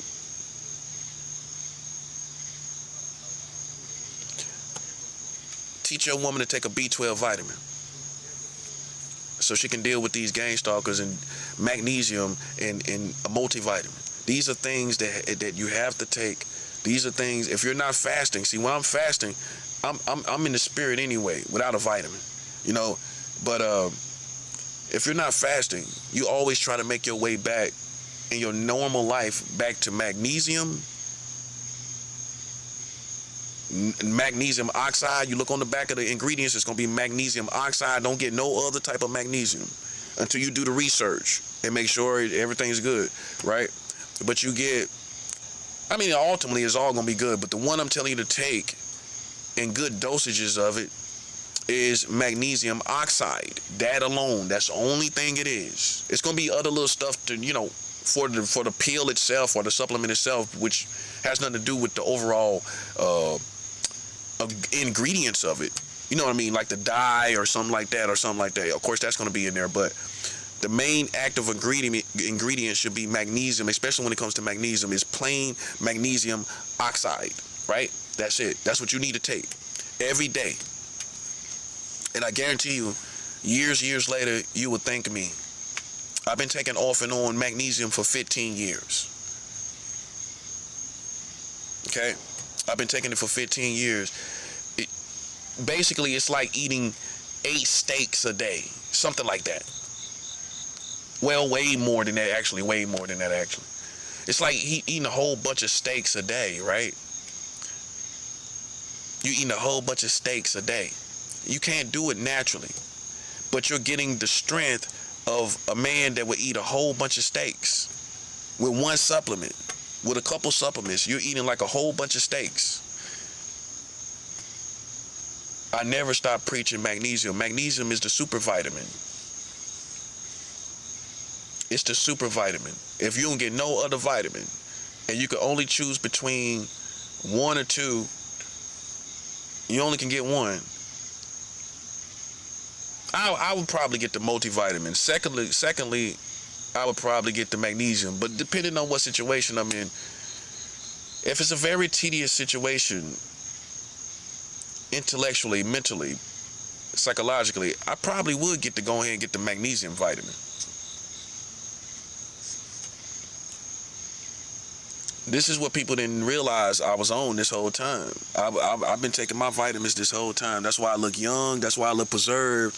And people acting like something's strong with you, like you're autistic. You know, when you're autistic, when you look young, they think you're autistic or something, like something off about you. Are you special needs? No, people wasn't paying attention. I ate right and I took my vitamins all my life. That's what I did. And this is the result. I look young. I took my vitamins, and people didn't pay attention to that. People did not pay attention. This is why I cannot stress enough to take your vitamins while you're young. I was taking my vitamins in my 20s. Consistently. I was taking my vitamins in my 20s. I never stopped taking vitamins throughout my life. And this is the result. I'm in pretty decent health. My health is pretty decent. My body, bounces back from most things very good. You know, my face, my appearance, it's all because I take vitamins. But back to the condition of this battlefield.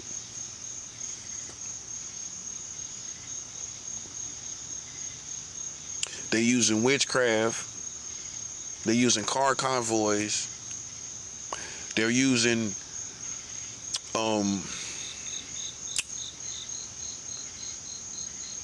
telepaths in public, telepaths around where you live.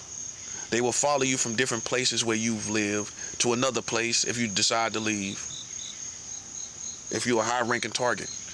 See, high-ranking targets get treated a little differently. You get the extreme pressure. They're going to put people all around you. They're going to try to infiltrate your family. They're going to try to infiltrate your neighborhood, infiltrate your community against you. They're going to infiltrate your grocery store. If you're high-ranking, your phone place you at, they're going to connect a whole network against you. See, they're all bent on recruiting people. Recruiting. But now that they realize that the system is in trouble, these systems are in danger of being shut down, now they're suicidal because they know it's a lost cause either way it go. It ain't gonna be nothing but the mark of the beast pretty soon, which means it ain't gonna be no normal world anymore. It's gonna be 7 years after the mark of the beast, and it's gonna be all over for the whole end of the world. That's what we believe as Christians. It's gonna be 7 years after the mark of the beast. Everybody know what I'm talking about, right? And after that, it's the end of the world. So you can see, if you got spiritual eyes, that basically it's not much more world outside of the mark of the beast that's coming. If you got your spiritual senses, you can see it ain't much world gonna happen. And I'm not Nostradamus. I'm not Nostradamus, right? I am not Nostradamus, right? Nostradamus. I ain't said his name in a while.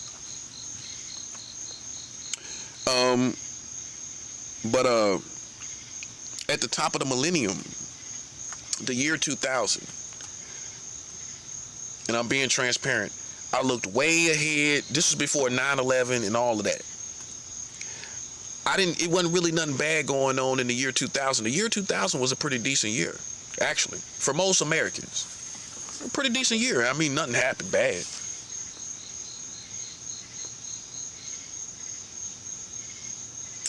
That year, I looked way ahead. I can remember when I actually said it or thought about it. I actually was doing community service for an old charge I had. An old criminal charge. I was at a park doing community service, but I was a Christian, you know. And I remember thinking about how long the world was gonna last from the year 2000. You know what year I thought about? This was just a thought. I'm not saying this is prophecy. My thought was looking at, you know how you gauge and estimate? I did that with time. I did that with all that's going on. The current world that we were at the year 2000.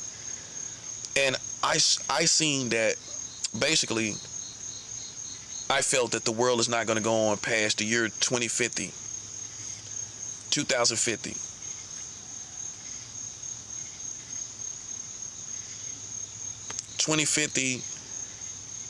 I at that time in the year 2000, I didn't see the world going past 2050, past the year 2050.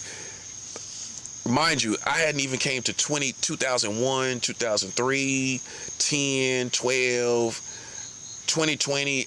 I ain't even think about none of them years. I just kind of estimated this in my mind based on all estimations of how things will become more evil, things will become more criminal, all those things in one, and you just kind of estimate everything.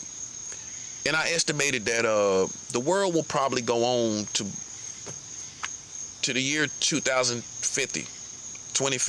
We halfway through. We on the other half of 2050.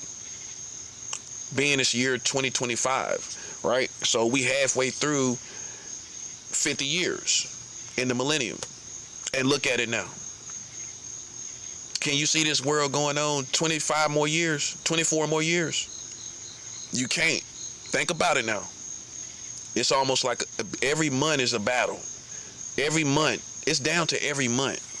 And I think it's going to get down to every week. But right now it's down to every month is a war. It's like a war every month. Every month is like a battle. That's where it's at right now. And I don't think it's ever going to go back to where it's like every 3 months. See, it used to be about on the average, throughout the millennium, about every 3, 4, 5 months, about every 3 to 6 months, there was some type of battle culturally, or as far as collectively for us as a community. It's every month now. It's every month something catastrophic or something life-changing or something going on with this government or this community or stuff going on in the community and these people. It's every month now. Every month. And I think eventually it's going to get down to how we see things change every month. I think it's going to get down to every week. But I still kind of believe, in my personal opinion, I am not saying the Lord is going to come back in 2050. I'm not saying that. This is just my personal estimation that you can just consider that I don't think the world is going to get past about 2050, about 2050. Nah.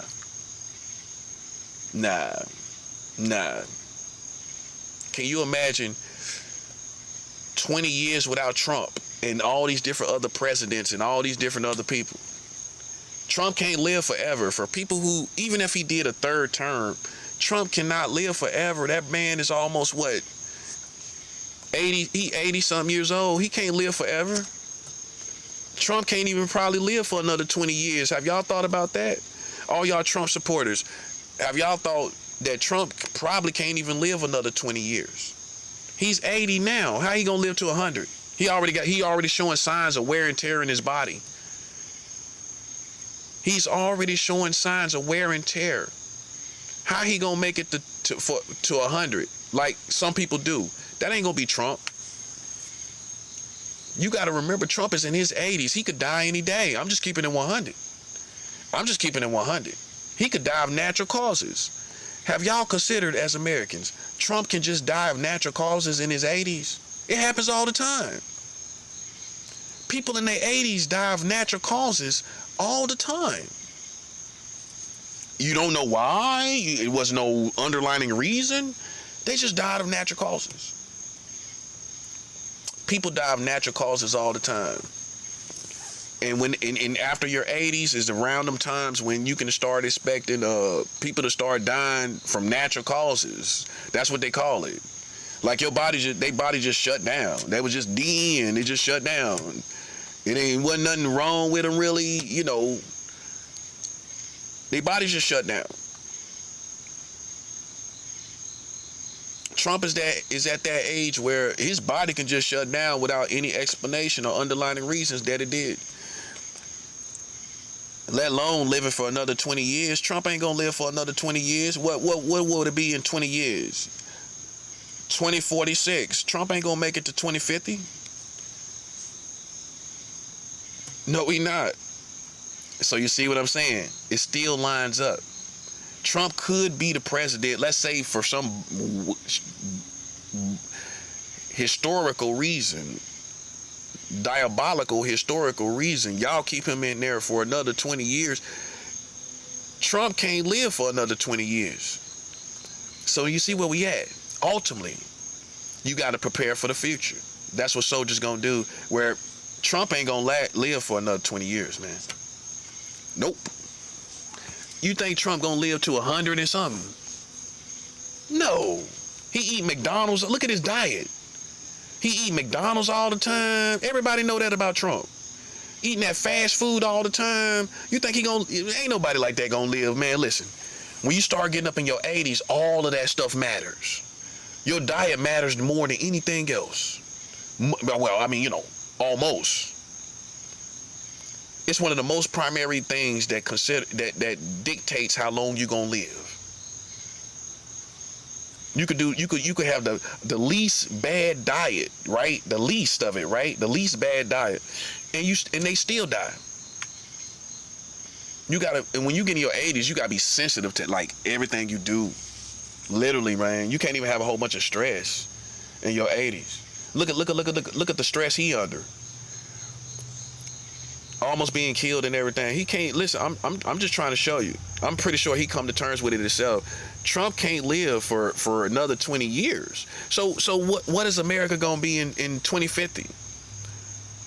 Or let's just say 2047. 2047. That's still 3 years before 2050, right? Who's going to be in office after that?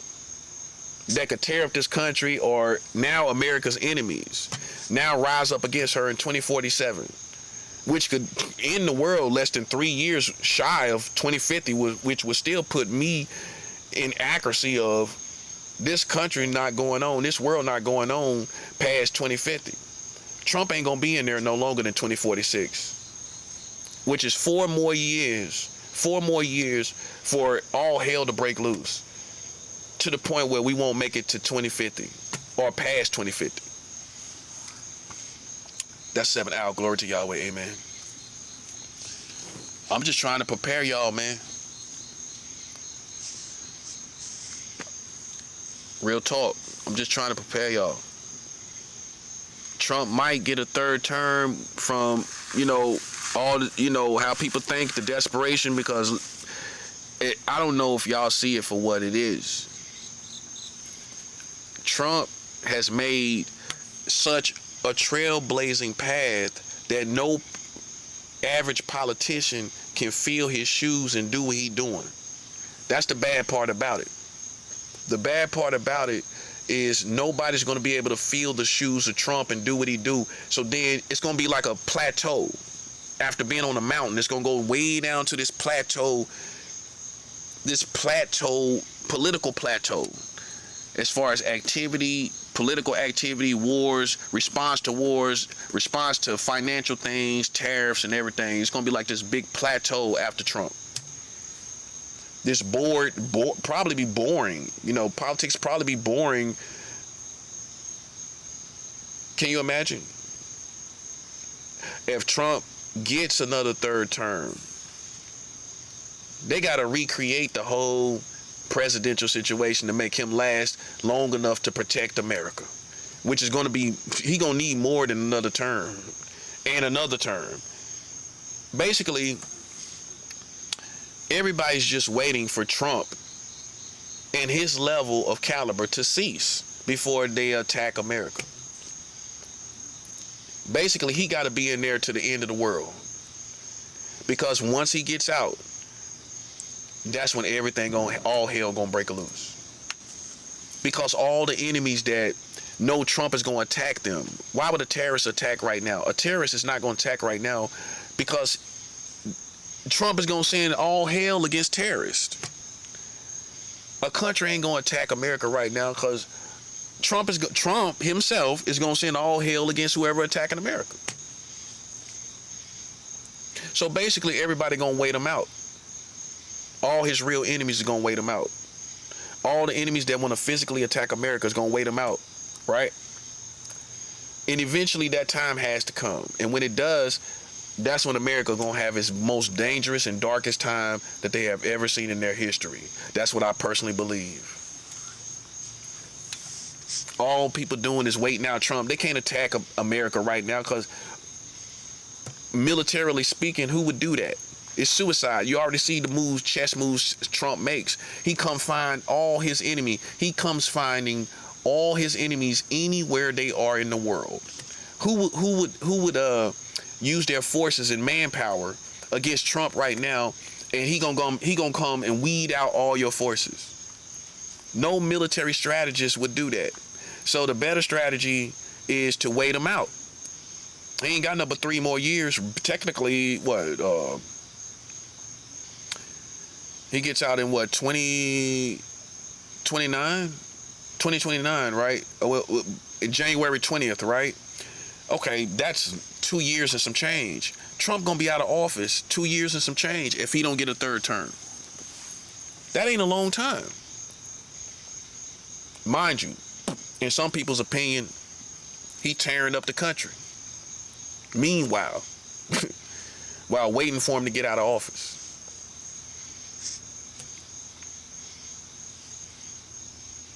So, everybody just waiting out Trump. After that, all America enemies is gonna rise up like you've never seen it before in your life, man. If I'm thinking this, you think nobody else ain't thinking about it? They just gonna wait Trump out because he's so heavy-handed with his chess moves of war. Who is gonna attack America right now? You got to play chess. You got to play chess with Trump. You can't physically attack him with war. You got to play chess. You got to find ways to play chess. That's what you got to do. Outside of physical war. That's all you can do. You got to make him incriminate himself based on his policies and everything he's doing. That's the best strategy against Trump is to make him incriminate himself to the Americans with how he doing things in the world, and that's the best chess moves you can make. Let him incriminate himself. He already at a 33% of approval rating. 33% approval rating. Come on. That's nothing. That's not even half at this point. Because I told y'all before, Trump is not a politician. He's not a politician. So he would do what me and you would do. We get American power. We just gonna do this. We're gonna do that. We're gonna be heavy-handed. Me and you will be heavy-handed, and Trump is just like us. A politician knows how to play the game, unfortunately, in America. Where I'm gonna do this, I'm gonna do that. It's a sport. And if you watch them, they're very good at it. They just come in to maintain. They don't come in to change things. A politician's game is, I'm just maintaining, basically. I'm not trying to change America. I'm not trying to change the world. Most politicians, that's how they built. They play the sport of politics. They play the sport of politics. That's all they do. They're not trying to change the community and change the world and go fight everybody like Trump. But me and you would do the same thing. Let's keep it real. That's why I'm trying to show you. Trump is not a politician. He's not a politician. He's not built like a politician. Most politicians are, they're built to play the sport of politics. Biden is a perfect example. They're built to play the sports of politics. They learn how to play the game. They learn what to do and not do over years and years and years. And so by the time they become president, if they've been senators, you know, they already know how to play the game. They don't watch other people. They know what moves to make, right? And get out of office and get career. It's a career to some people. That's how you got to look at it too. It's a career to some people. It's another you know, notch in their portfolio. It's something notable in their portfolio. And a lot of people thought Trump did it for that reason, to make something notable in his portfolio. But you see how heavy-handed he is. You see how heavy-handed he is, and it's refreshing to a lot of people. Whether you like it or not, people find it refreshing to see a president do stuff. Life-changing stuff, like fighting wars and going here and going there. And really, that's why people like him a lot, because he's doing something. After so many people playing political sports, I'm just giving you the real. I'm just giving you the real. Whether we like him or not, I'm just giving you the real. A lot of people like him because he actually doing stuff. You got to learn to speak the truth unbiasedly, even towards your enemies and even towards Americans. You got to speak unbiasedly. Meaning, I ain't gonna hold back the truth if it's real, if it's true about my enemies, even if it's true, even if it works to their defense or make them look good. You got to tell the truth. That way, you don't blind yourself as a soldier. A soldier never hides good things about their enemies, or their strengths of their enemies, or things that's perceived as strengths of their enemies. Trump is liked because he does stuff. It's refreshing to see people do stuff, to see stuff being done. People who America esteemed as enemies and foes for a long time, he fighting them. He fighting Iran. He fighting all kind of people that other people wouldn't fight. Other politicians wouldn't dare fight them type of wars. No, Biden would never fight a war against Iran. No, absolutely not. Absolutely not. He would not. He wouldn't. He ain't gonna fight no war against Iran. Can you imagine that? And look, that's what you got to look forward to. If this war is not wrapped up in the next 2 years and some change, You got to look forward to some political docile bum that comes in and plays the political game.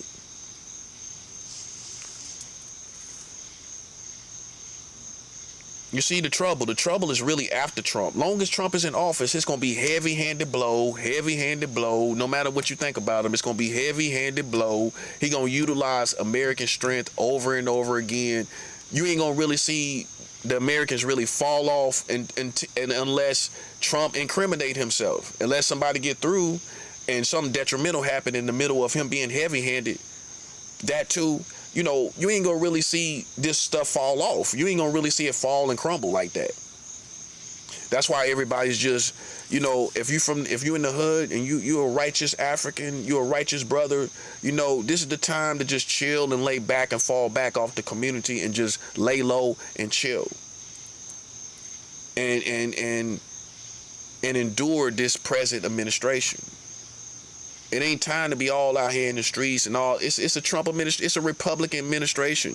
While we like it, while some people like what they doing and they heavy-handed with things they do, we still know that the Republican Party is still kind of racist. So we got to look at it beyond Trump. This is still a Republican Party administration. This is still a Republican Party time and era that we in, right? And we can go back in the past and talk about how the Republicans actually saved the slaves in Abraham Lincoln. We could talk about that. But ultimately, man, over time, these Republicans became racist, and I'm pretty sure everybody know that. Basically everybody know that the Republicans are with the racist white people are with the Republicans. And everybody that's non-white is with the Democrats. That's the average situation. We talking about the average situation. That's how it's been for X amount of time. For X amount of time, racist people gravitate towards Republicans. Non-racist people gravitate towards Democrat. That's how it's been. But now, because of this situation with the illegal migrants, no one no longer trusts the Democrats to handle the problem. That's a bad situation because now the Republicans probably are not, the Democrats are not going to get back in office. They're not going to get back in office, no. Because no one trusts them to handle the illegal migrants. And these wars that's going on too. Trump set up such a heavy-handed, trailblazing path that it's gotta be a Republican that do something about this. It's gotta be. A Democrat ain't gonna be able to follow that same path like Trump did. No, they don't have the same worldviews. The Democrats don't have the same worldviews to do anything near what Trump is doing. Whether you think that's influenced by him being a Republican or him being Trump on his own, a Democrat do not have those same thought patterns and worldviews as Trump or the Republicans to fill the shoes of going and fighting these wars, handling these tariffs properly, handling these things that's going on with illegal migrants. They ain't gonna be able to fill them shoes and do it like it need to be done. So basically, most Americans feel that way, which means the next president ultimately is still gonna be a Republican. If America know what's good for them. You'll be crazy trying to put a Democrat in there based on what? Race relations, how black people are treated. You got way more other wars to fight than to worry about equality. Equality is not one of the primary things to even worry about right now. Not to me. You got wars on the horizon. You got tariffs that Trump has initiated against all. You need a Democrat is gonna come and play a sport with most of this stuff. They not gonna be heavy-handed. That's facts, right? We can at least agree that most Democrats are not gonna be heavy-handed as Trump. Not with their politics, not with their wars, not with their execution of wars in politics. You cannot trust no Democrat in office. I don't know when. Let's just say right now, indefinitely. You cannot trust no Democrat in office right now. And that's coming from me, a black man. I'm telling you how it is. Even though I don't agree with no Republican, right? Cause I know they worldviews ain't gonna really line up with black people. No, it ain't. We could talk about the history of what they did for black people, but right now, they worldviews is what I look at. It ain't gonna line up. They don't want us to have no food stamps. Republicans feel like everybody should be working. You know who cut them food stamps? You know why it's cut? Because you in the Republican era. That's why. Democrats wouldn't have dared. If Kamala Harris was in office, you think food stamps would have been cut? No. Kamala Harris wouldn't have cut no food stamps. She wouldn't have allowed that. She wouldn't have allowed it, man. Trump, the Republican community, this is a perfect example. If you don't realize the worldviews of the Republicans feel like you should just be working. You're able-bodied, you should be working. Democrats feel that, well, even if you're not working, we want to take care of you as our citizens, which is reasonable. You could say both of them might go to the extreme. There's a balance, right? There's a balance, okay? But I think those two worldviews is kind of to the extreme, because Democrats would just take care of people. We just gonna take care of black people. We just gonna take care of Hispanic and Latino. We just gonna take care of non-white people, even if they don't want to work, even if they ain't no signs of working.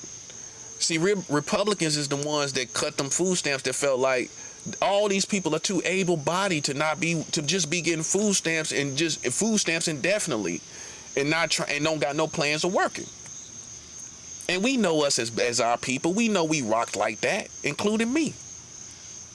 But I got my reasons. I'm in spiritual war with these Americans now. You can look at the past. You could talk about the past. But right now, I was getting food stamps and doing what I was doing like I was doing it because I'm in spiritual war against these Americans. Okay?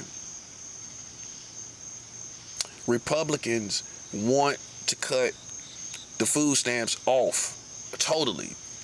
So eventually, this is what I personally believe. Those stamps, if the next Republicans that get in office, ultimately those stamps is coming down. Food stamps is going to be the first thing that we lose as Americans. Because they're going to just shave it off and feel like we don't really have to spend that money. They can just go work like they used to, like America used to. That's what's going to be their motto. America should go back to work like they used to. Everybody know they feel like food stamps enables the people, right? They already feel that way. Republicans feel that way the most strongly, more than Democrats. I feel, most people feel like just help people. You don't know what they're going through psychologically, geographically. This country is so toe up from all that it has done to black people and different other people. Then you just gotta consider that when you see people not doing nothing and they stuck on stupid or whatever. You gotta consider how much racism has been in this country, where people mind is shell shocked. People are psychologically traumatized. See, that's the issue we don't want to accept, is that through all the racism, collective non-white people became traumatized and PTSD and all kind of stuff. The way they set up America, that set us up for PTSD, all type of psychological sickness, where you just expect us to just run out and get another job. So then, see, that's the complexity of how Democrats think and I think. I'm not necessarily a Democrat or a Republican, but I feel like all the stuff that happened to all these people, all these experiments that we ain't know nothing about, I feel like you should just kind of give people help based on that. Based on all this stuff that has happened. This racism, these experiments, these attacks to black people, and how it affected them mentally. Because once you affected mentally, you ain't no good. So you can say America has affected these people mentally. Therefore, you can't expect them to do certain things like everybody else. So therefore, we sympathize and we just at least, at minimum, give you enough food to eat with food stamps. That's how I feel. And I also feel food stamps is karma for free labor and slavery in America. It's karma.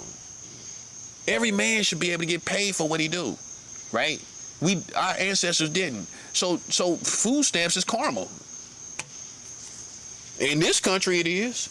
I know slavery been in every continent and all of that. I know slavery been everywhere. But here, we reason how we reason here, don't we? And ain't nobody gonna feel like that ain't karma for us to get these food stamps. So whether you agree with us or not, our ancestors worked for free. Why we can't have this food stamps for free? You could say it's a form of retribution. You could say it's a form of retribution. But the bottom line is, I feel it's deserved based on free labor and slavery. Now that's it for me. That's the nail in the coffin for that situation with the food stamps for me. But for the Republicans, they gonna shave off them food stamps eventually, man. I mean, prepare for it in the next 10 years. By 2036, they gonna shave off them food stamps. That's the first thing they gonna say. We don't really have to spend so much money on. That's the first thing they gonna say, that America should meet us halfway. They gonna say y'all should meet us halfway and just go work, instead of us having to spend money and you could just be working. Instead of us having to spend money out of our government, y'all could just be working. See, that's their logic, not considering what they have done to us as a community, how they set us up in situations. They don't consider that part. They look at us like we white folks, like y'all should just go to work. You don't realize we've been a big experiment in America. Traumatized, PTSD, all kind of stuff. That's why I'm gonna keep campaigning about mental sickness in the black community based on racism in the traps that America set us up in. You know what I'm saying? Yeah. And you say we lazy, and half of it is mental sickness. Where they come from, the culture, how we talk from the culture, all the culture. It can mess up your mind to where you don't even want to do certain things. You don't want to work. You start getting tattoos all over your face.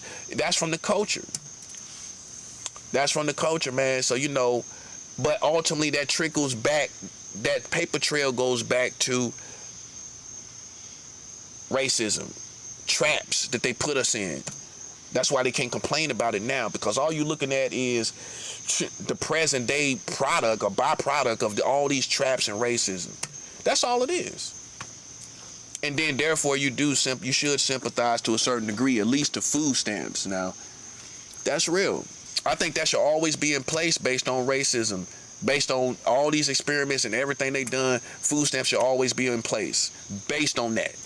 You should never have these people out here struggling that you played with and played in our face and beat us down and everything. You should never have us to the point where we can't get no food stamps now.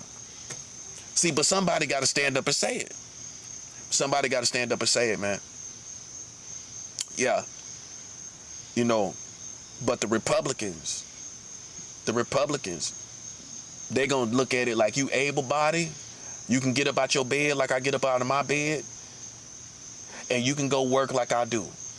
Do I want to do it? No. But you could go do it like I do it. That's their reasoning. And there's nothing really wrong with that reasoning. But except that you don't consider other things. You don't consider what I just explained. All this racism, the mental sickness, all these traps that comes with all this stuff, and the way this has been set up to now the culture is just gone off, mentally, where, you can't stop it. It's a killing machine, but that killing machine started from basically how America set us up with the traps and everything and the racism. So you got to always acknowledge that beginning point. You got to always acknowledge and go back to it, no matter how much progression we make in other areas. You got to always go back to how this all started, for how everybody think now, which is going to lead you back to racism and all these traps that they set on us on purpose. That's why, therefore, there's always a liability. There's always, consideration. It's liabilities on their behalf. They set it up like this. And then when it got out of control, Then you want to say people should just go work. Come on, it don't work like that. Human nature, can we all agree human nature don't work like that? After we've been played with all this time, that we just gonna run to work? Listen, we can give the perfect answers, but let's be 100. As a collective community, we gonna just run to work after all this stuff going on and all these traps been set, and then the culture done changed, and now we in our own lane, just bugged out, just doing what we want to do, partying and don't care, and that, you know, partying indefinitely, getting high indefinitely, drinking indefinitely, getting drunk indefinitely. You know, look at how much stuff happened, including losing Malcolm X, MLK. We lost them, and then we just gave up. We just gave up as black people once they got killed. That was the beginning when we gave up. If you want to know what the beginning when we gave up, when Malcolm X and MLK died, that's when we gave up. That was awful, man. You think about good spirits like that, good people like that, dead, and if you don't know, they still could be alive. We done talked about them so much, we don't even realize they still could be, they was young enough to still be alive right now. They could still be alive. Malcolm X and MLK could still be commenting on all this stuff that's going on, the culture and all this foolishness and everything, this gang stalking. Malcolm X could be around right now. He wouldn't be 100 years old. That's all I'm talking about. He wouldn't be 100. He would not be 100, right? So Betty White was almost like, what, months away from 100? So then why couldn't Malcolm X be here and MLK be here if Betty White was almost months away from 100? They could have lived to now. And a lot of people don't realize that. You ain't going back and look at the dates to realize, oh, Malcolm X could still be alive. MLK could still be alive. We never recovered from our best leaders. We never did. Because every time from that point, what I believe is they wanted to make sure it would never be another Malcolm X or MLK. They wanted to make sure it would never happen. And so they just sent onslaughts of what I'm talking about, them traps, all this stuff going on, all this racism. To me, somebody had to say it ain't gonna never be another Malcolm X, it ain't gonna never be another MLK. How we gonna make that happen? We gonna send all these traps and all these different things and this oppression to make sure that anybody like that gets wiped out. And we almost always do. I almost got wiped out as far as my mentality. But now my head is on straight for the most part. So, you know, it's just, you know, we can see everything that's going on. It's just, how do we utilize it? How do we utilize what we know? What I just talked about. How do we utilize all of this information? That's where it gets tricky. Because I can share all this information and it's very good and great and it's all true, but how do we utilize this? That's what I believe in, utilizing, making things applicable. How do we make this applicable?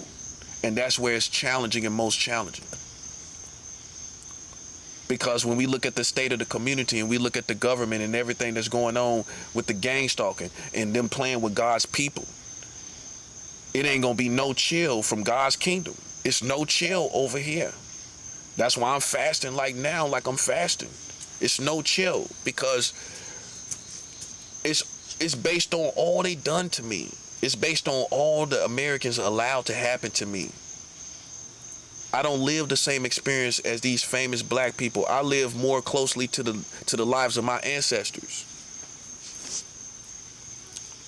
And I know for sure my grandmother, my family was in slavery because my grandmother told me that one of my great-great-great-grandmothers was raped in slavery. My grandmother told me that was born in South Carolina. My grandmother, I got South Carolina blood and North Carolina blood. I'm not just North Carolina, just in case you don't know. I got blood from South Carolina as well. That's why if you pay attention, I'm kind of more laid back than, because I'm influenced by my grandmother and she was from South Carolina. You might think, some people might think you're slow, even from North Carolina, because if you ain't been around really South Carolina people. And you know how long it took for me to realize that I was influenced by people from South Carolina, not North Carolina. It's a big difference. And we all know how South Carolina people move. It ain't slow, it's just a certain way they move as Southern people. Ain't nothing slow about them. But if you expect them to bounce around like North Carolina people or New York people, they ain't gonna move like that. But you can clearly see where I'm at intellectually. But my vibration is influenced by South Carolina, you know, not just North Carolina. And that needs to be considered. Heavily influenced by South Carolina vibration, you know, and you know, that's why I move the way I move, specifically me. You know, and my grandmother told me that one of my grandmothers was raped in slavery. So I know that for sure, that I'm a descendant of slavery. See, that's what many charlatans don't know. You know what I'm saying? I got South Carolina blood. My grandmother was born in Lancaster. What we call the technical term is Lancaster, but in the South we say Lancaster. So my grandmother's from Lancaster, South Carolina. That's how we say it in the South. But as I got cultured and educated, how you supposed to say it is Lancaster, South Carolina. But we say Lancaster. Lancaster, so, you know, most Charlotte people know what Lancaster is. Lancaster, South Carolina. So, you know, that's what I'm influenced by. You know. And so with all that's been done, with all that's been said, you know, you can see my potential as a leader and my caliber as a leader. But it has to be, I have to get raised as a king. I can't raise myself as a king. You know what I'm saying? You know, certain things have to flow in place as far as the community, which means we got to get certain things out of place in our community that's against me in order for a proper rising to be done. But one thing is for sure, black people can't sit back and just watch stuff happen and unfold. You got to sit back and support. If you see somebody has that caliber and that potential, like they on the MLK level or Malcolm X level, you don't just sit back and see what's gonna happen to them. See, that's the mistake we made with MLK. We just sat back and watched. When I don't feel like he should have even been at the Lorraine Motel. MLK was one of the most famous, prominent black teachers. Why was he at the Lorraine Motel? He should have been at the most expensive hotel. And we as black people should have paid for that. We should have paid for him to be out the way when we knew they was against him. We did not support. We had money back then. We had actors. We had black actors and black musicians back then. So you can't say we ain't have no money. We just didn't understand our position behind those type of individuals. And I coined the term for what they was. They were not just limited to civil rights movements. They were national leaders. It was so young in its conception. After its conception, we didn't even know what it was. They wasn't just civil rights movement leaders. Malcolm X talked about all kind of issues besides civil rights. You might could say that with MLK, but Malcolm X talked about so many other things. How can you say he was just limited to being a civil rights movement leader? So better to say between those two, based on intellectual property, they were national leaders. They were national leaders. And that's what we needed as black people. We needed national leaders. Somebody that's nationwide, all over this country, in educating our people, empowering our people. Not a politician, not even just a preacher. It's somebody that teaches and empowers the people outside of just talking about Christianity or Islam. That's what a national leader is. It's not just a preacher. And you can be a Christian to be a national leader, where you talk about all these issues like I'm talking about.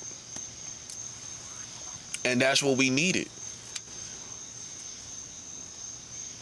You know, but after all this stuff happened, you know, to me, I have to express the repercussions, which is God is not pleased and God is not happy at this moment with America for what happened to me. See, it didn't go the way it went with Malcolm X. It didn't go the way it went with MLK. I was not embraced. I was not embraced by the community. I was played with by the community. And I just happened to be a prophet, right? That's why all of this stuff happened. And I warned people over and over again not to play with me. And they took it as a challenge, just me saying that, right?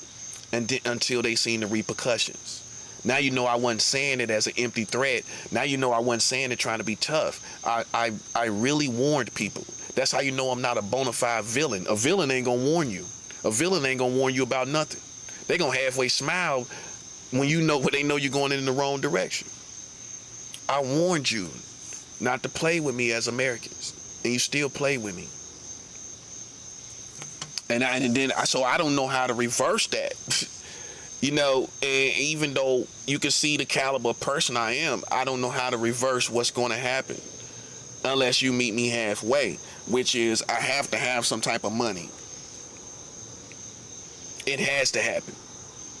That's the only way that we can move beyond the wrongs and actually get on the same page, right? It ain't no way in the world I'm gonna just hop up like some cartoon and be with all these people after what they done. And you should understand that. You should understand, as a man, I'm willing to live and die in my position if I don't get no money. That's me and my personal path, all the stuff I've been through out here in New York and California and Florida and here in North Carolina. It ain't no way in the world I'm willing to die in this position. Now I understand how the ancestors felt and how other people felt. When you come to a point, man, nothing else matters. You're willing to die in this position. I'm willing to die in this position for my money. It ain't no way in the world. It ain't no way in the world I'm letting this go without money. I would be a slave to let this go and I don't get no money off this. Think about that. And at my age, I'm 45 years old. I need money.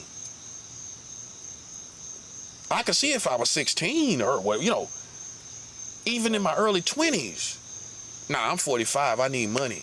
I need money to catch up past all this gang stalking and all this foolishness that's been going on.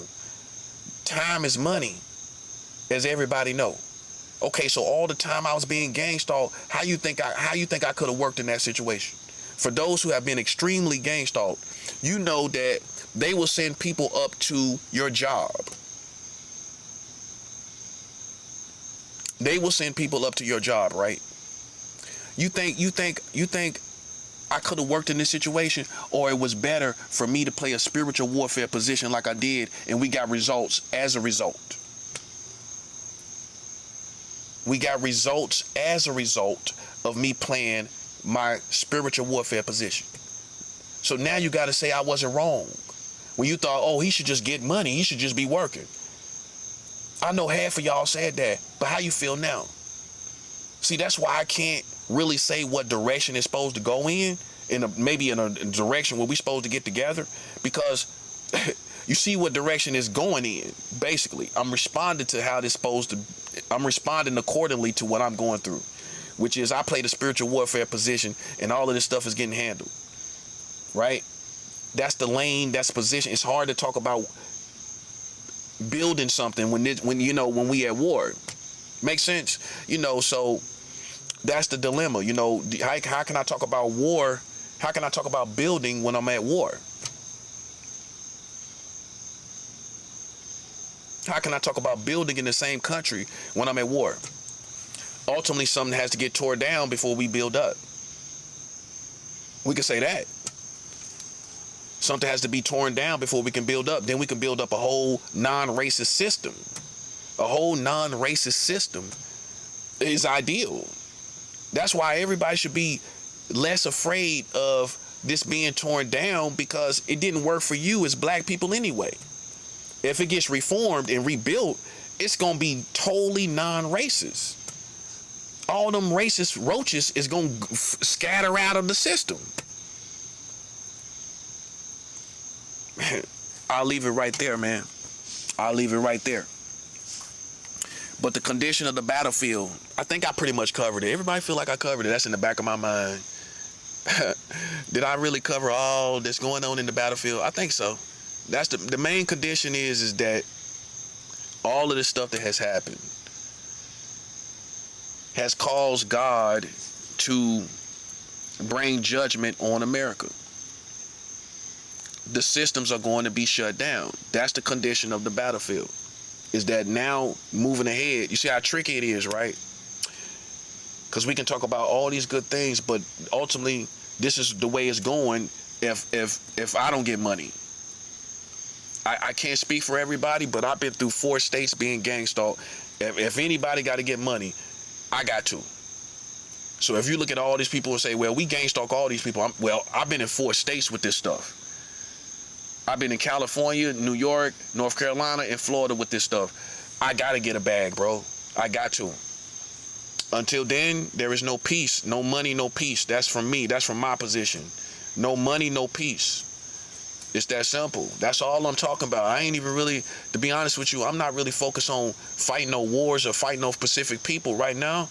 You know, I feel like I made my point.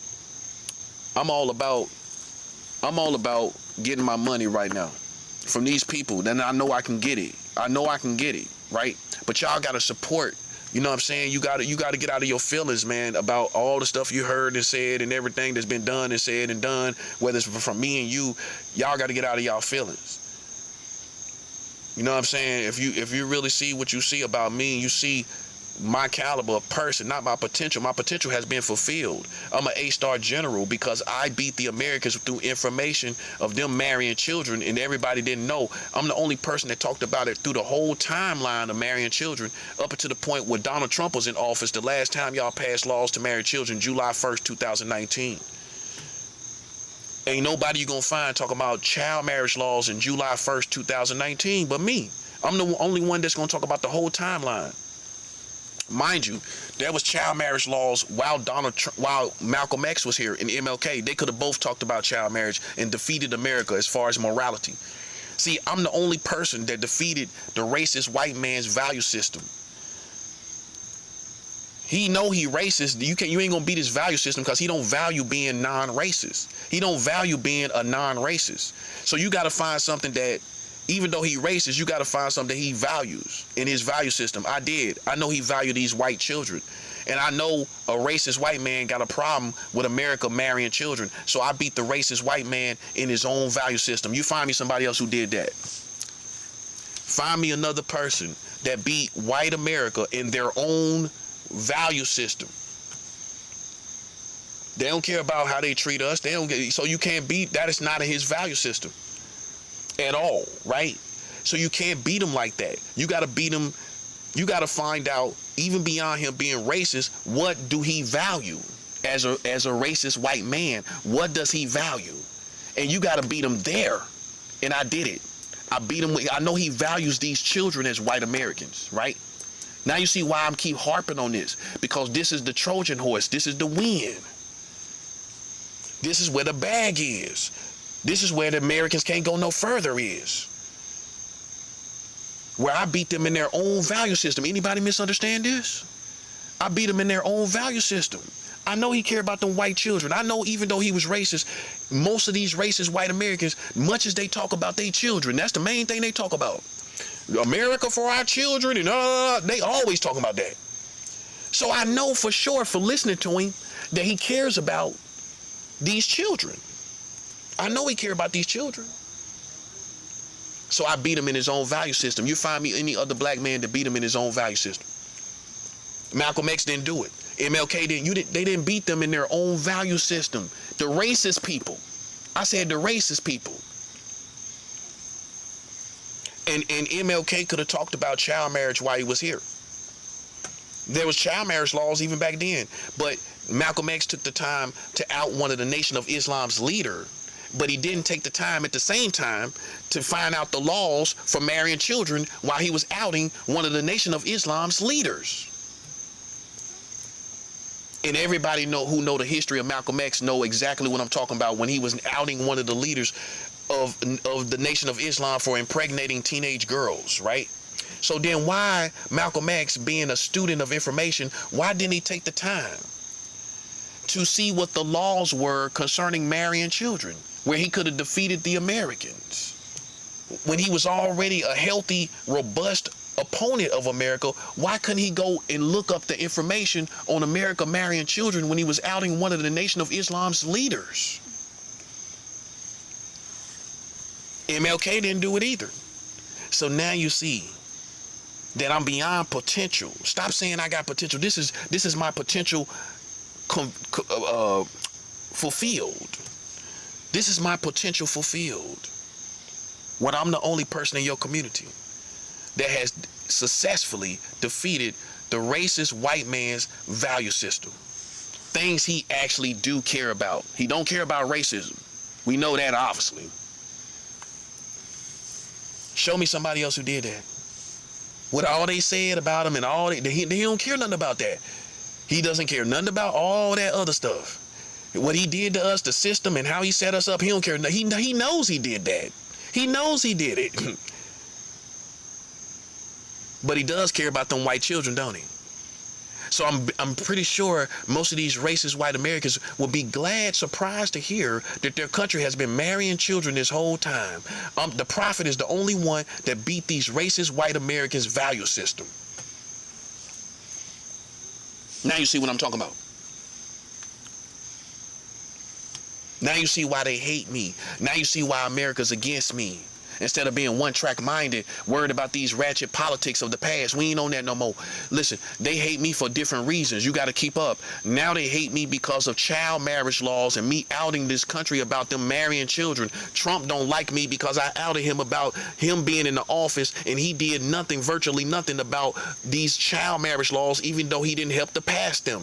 He didn't help to pass these laws, but he did nothing. And big as his mouth is, how Trump in office and he ain't say nothing about the child marriage laws? How was Trump in office and he ain't say nothing? Big as verbal as he is, big as his mouth is. Can you imagine Trump sitting back and not saying nothing about that? He didn't, and that's why he don't like me personally. Oh, I'm pretty sure he knows who I am, and that's why he don't like me personally. That's why he ain't calling no truce between me and him. Everybody know, listen, in between me and his country, everybody know that Trump is very sensitive to criticism. We all know that, right? With the news outlets and how he be suing these news outlets, talking about fake news, and anybody that even says something about him, even if it's considered constructive criticism, he's not good with handling any form of criticism. So imagine me telling him, or he finding out that I'm talking about him being in office. You see what I'm saying? Based on him not really being good with criticism from these news outlets and these different media outlets and these different people of the news media, these anchor men and anchor women, right? Imagine him getting hearing through the grapevine that I'm talking about him being in office and doing nothing about the child marriage laws, him being in office and saying nothing. That happened on his watch. Imagine how he feel about me. You think he's saying, oh, well, he's a great guy. You think he feels that way? He's just sitting back. He's just sitting back like, I ain't gonna help him. That's why.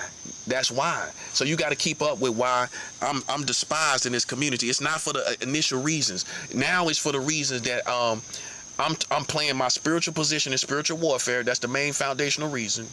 I've been talking about child marriage laws in America, and that's the other reason.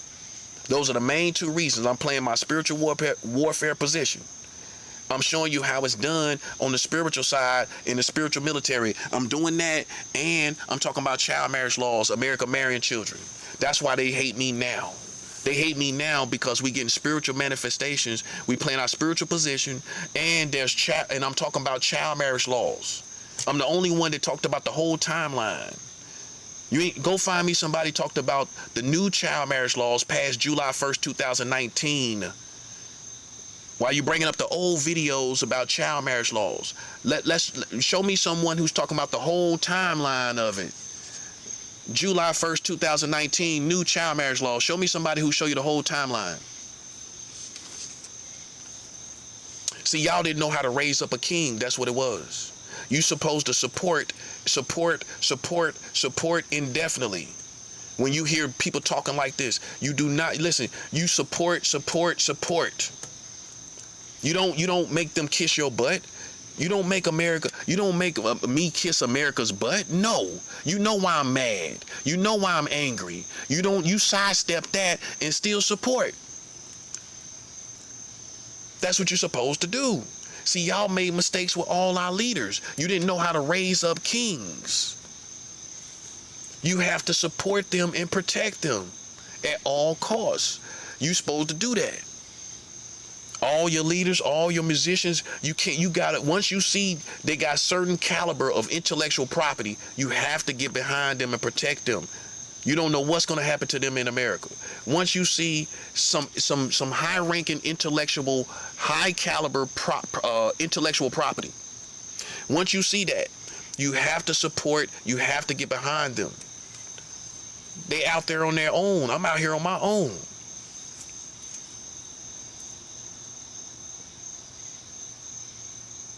And some people are ratchet. They like it like that. That's the people we don't consider our own, man. You know what I'm saying? You see my intellectual property. Ain't no way in the world I could be a sellout or a racist with these worldviews and these sound bites and this intellectual property. Come on, man. Make that make sense. What happened was it was a war against the righteous Africans and the wicked Africans. That's what happened. And nobody don't want to say it like it is. That's what happened. It's just an extension of black on black crime and black on black war. It was a war between the righteous Africans and the wicked Africans. That's what happened. That's all that's going on. So I'm not the sellout. No, I played my position in spiritual warfare. I withdrew from embracing people in this country. That's what I'm supposed to do. You would have did the same thing. Okay? So, ultimately, we, at this point, without my money, as of right now, as things are, without bread, right? We, those who support me and those who stand with me, and I'm going to speak for me first, right? Because I'm solid on it, right? And I know that for sure. We're expecting extreme, severe escalation of wars against these gang stalkers and Americans. That's what this whole message is about. Not just the battlefield and the condition of the battlefield. This message is about we are expecting severe escalation of wars. So every time we look at the news, that's what we expect. We look at the news as cookies and ice cream when they going through what they going through. We ain't crying, we ain't sobbing, no. Okay? That means when it happens to any Americans, even your own community, your own ethnicity, you gotta suppress how you feel and realize this has to happen to the Americans because they gang stalk God's people, including black people, Hispanic and Latinos. Yes, they did. The Asians helped too. Yes, they did. We know they all Indians helped from India. Yes, they did. I seen them all out there, from California to New York to down here in North Carolina. I done seen them all. So then we gotta let happen what has to happen. You understand, right? You understand why? Because we've seen more than the average community and people. We've seen these people sit back here and gang stalk and think it's fun and think it's a game, right? So then when you start seeing their family on the news, you start seeing the Americans on the news, this is cookie and ice cream for us. You got to change your mind on how you see this situation. Everything that they go through, we looking for severe wars. We're looking for severe escalation of wars on these Americans. All type of wars here, all type of wars there, all type of wars internationally. This is where we're fasting at. You get me? This is where we're giving offerings at. This is what it came to. See, we got God's people can get serious as Green Berets, Navy SEALs. We can get just as serious. We can get just as serious as Marines and all of that in between. And that's where it's at. I don't lightly say I'm an A-star general because I defeated the Americans, right? We see everybody see the spiritual manifestations as well and the intellectual property. Okay? We are expecting severe escalation of wars. That's where we're at. We're expecting that to happen. Let that ponder that. I need you to ponder this. I need you to ponder this. We are expecting severe escalation of wars. Okay? You see who I am. You see, but there is not being reciprocated. It's nothing being funded. It's not being supported. So what we gonna do? Stand right here and talk about who I am? No, we're progressive. Anything that's retarded is not progressive. That's the definition of retardation, is anything that does not progress. We're constantly progressing. I can show you, if you apply that to anything in your community, you can see all this retarded stuff that does not progress. Anything that does not progress is retarded. That's the definition of retardation. Retardation means something that does not progress. So we're progressing past the point where we're just talking about money, and we're just talking about who I am, and people can see who I am. They can see the caliber of who I am. We're moving past that to talking about my money, past that to now we're looking for either bag or body bag. And now that they didn't get the bag, we're not just going to sit there. We're going to be progressive to the point where now something has to be done to these people that didn't get the money. That's the progressive point. Right? That's where we at. Now we could be pulled out of that place by the bag, by the money. But until then, we're still progressive. Which means we're going to stay in a spiritual warfare position until we get the money. Which means we're now looking for severe escalation of wars in this position until we get money. Until I get mine. That's where we at. Now the battlefield, all these people are still attacking. They suicidal, so they're attacking like suicidal people. They're all out here, everywhere, in every community, all around here, gang stalking all good people, gang stalking everybody we love, anybody we care about in the music, anybody you even look at, they gonna gang stalk them. That's how you need to think. That's how you need to think. They're all out here rampant. They're using their children. They're using people against us, old people, to try to see if we like old women and old men, all that kind of stuff too. They doing that too. They using everything you can think about, handicapped people, to see if you're attracted to handicapped people. All this stuff is happening. They're using the streets. They're using these department stores, these restaurants. They're using all of that. But they're suicidal.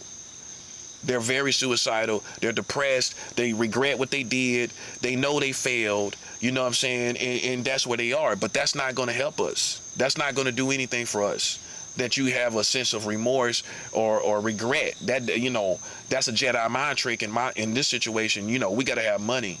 You know, if you're feeling regretful, you ain't feeling regretful enough to get my money. And that's how we look at it. So, you know, that's basically the foundation of what I really need to say about the condition of the battlefield. The condition of the battlefield is they're suicidal, depressed. They got nothing to lose. You know what I'm saying? They know they wrong. Everybody done found out. The streets done found out. The streets want them dead. That's another thing. The streets want them dead. The streets ain't on their side. The streets want them. The streets feel like they went too far. They went far as they should have went. They went too far. The streets asked them to stop. The streets asked them to stop all they was doing. They did not stop doing what they was doing, and the streets told them to stop.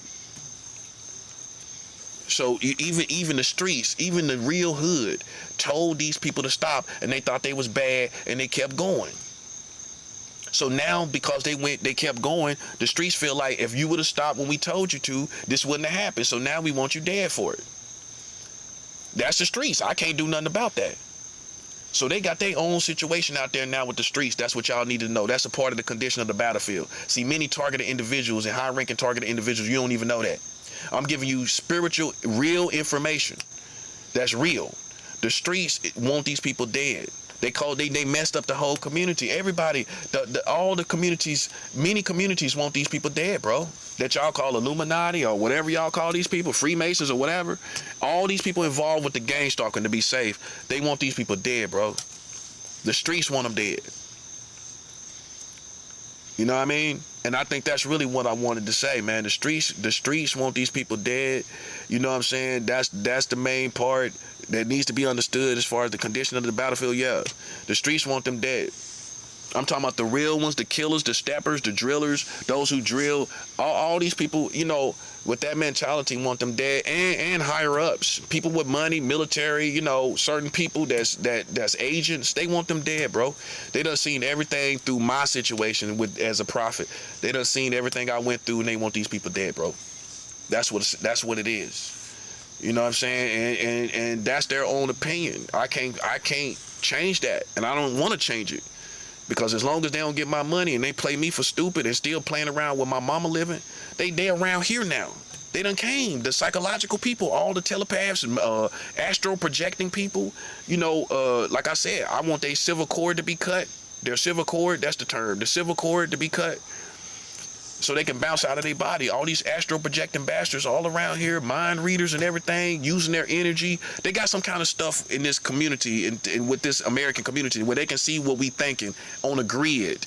Somewhere they can see what we thinking on the grid as our brain is on the grid. They can use certain devices to point it towards certain individuals, and somehow they find the frequency, some type of electricity of your brain, if that makes sense. And that's how they find and track your brain with some type of device. And they watching our brains and they watching everything we thinking about. Okay? And they followed me here to where I'm at now. That's a death sentence, man. Well, nah, listen, man. Listen, Bo. Listen, Bo. If you follow me, Bo, from South Charlotte to West Charlotte, and you think you gonna cozy up with me like you did in South Charlotte, listen, bro, it's World War III. We expecting severe escalation of wars. The streets already want them people dead. We ain't trying to change that. We ain't trying to change a bit of that. That's the condition. They want them dead. The American government is saying it's over too. They all say they know what's going on. They said it's over. For if you don't know that as a targeted individual, the government is well aware of this, and they said it's all over. Everybody's saying we went too far. The gang stalkers went too far. America went too far. That's another condition of the battlefield. Things that you don't know that they're saying, right? You could assume that. I'm telling you what they're saying. You could think they're thinking this. I'm telling you what they're actually saying. They're saying in real time that they went too far and it's over. Okay? So we really don't got nothing to worry about. It's a great condition for us. But for those who want to live, you almost in a different lane from us. I hate to say it. I ain't saying I want to die, but we almost in two different lanes. If you want this country to go on, man, you got to do what I said. For me, they got to get my money. I ain't worried about nobody dying. What that's going to do for me if somebody dies? A dead body ain't going to do nothing for me. Dead people ain't going to do nothing. That's how you know I ain't crazy. Because dead people ain't going to get no money for me. I ain't gonna eat off no people being dead. No. I want my money. That's what I want. I want my money. That's how you know I'm a grown man. I ain't talking about no superhero anime stuff going on. No animation cartoon hero. I'm a hero for America. Hero stuff. I ain't talking about that. I'm talking about my money like a grown man should. And I ain't gonna change my position. I'm gonna live and die in this position if I got to. That's where it's at for me. That's where it's at. That's the condition of the battlefield. Like I said, the streets want them dead. People that spin the block, you know what I'm saying? People that spin the block, people that slide, people that pull up, all them people want them dead, bro. You know what I'm saying? The streets know about it. The streets know about it. Just in case you don't know, gangsters and thugs know all about this. All the rappers know all about this. And they all want these people dead, man. That's what it is. They want these people that y'all call Illuminati, Freemasons, gang stalkers. Everybody want them dead. Everybody that's real, basically. All real ones want them dead. That's where everybody stand. Whether they stand with me or not is another situation. They want them dead for causing the condition of this country to be in the situation that it's in. They want them dead based on the condition of this community. They know they caused this. I just played my spiritual warfare position. I'm supposed to do that. I don't supposed to sit back and let nobody play with me as a grown man. I'm supposed to be willing to die in my position. And even God will understand that. I don't supposed to sit back and let nobody play with me like I'm a baby, like I'm a child, and humiliate me and drag me through the mud like I'm a worm. You supposed to be willing to die. Go ahead and leave the earth if you're being treated like that. You supposed to go ahead and be ready to leave the earth. That's why I'm giving you solutions. I'm telling you we already to that point anyway, babe. You see what I'm saying? So why not go ahead and go all the way and do what we gotta do? That's why I'm talking about spiritual warfare position. Fasting. I'm on a 10-day fast. That's why I'm not coming off. I gotta have this thing done. See, it's stuff that's going on that I'm paying attention to that many of y'all are not paying attention to. Like right now. See, our mindset is on higher wars, these wars in the international community. That's what the high-ranking spiritual warriors are doing. We ain't paying attention to no America no more.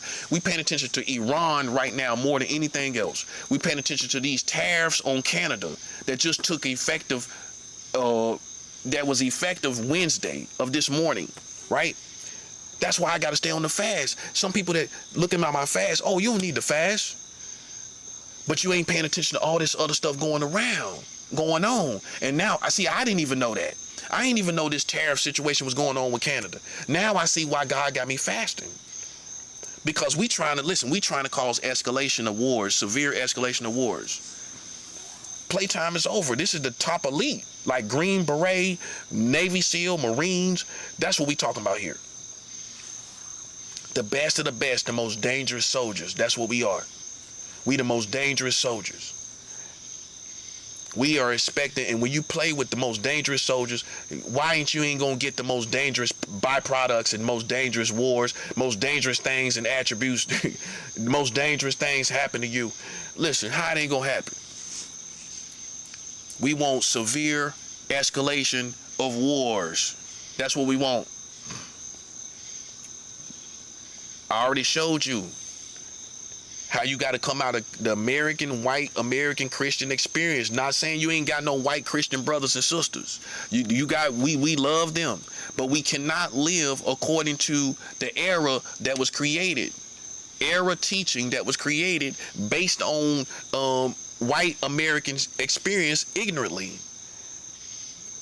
Where they taught us like we ain't gonna never go to war. We ain't gonna never have no wars. Now America done changed on the Christians. And now we gotta go to war like times of old. Like the old ancient times. Now we gotta go to war. So now you gotta just get out of your comfort zone and realize things changed. It changed. This is the surprise. I told you, history is full of surprises. That's one of my quotes. One of my quotes is the history is full of surprises. This is another surprise. Surprise! America's against Christians. You didn't expect that. They're gang stalking Christians.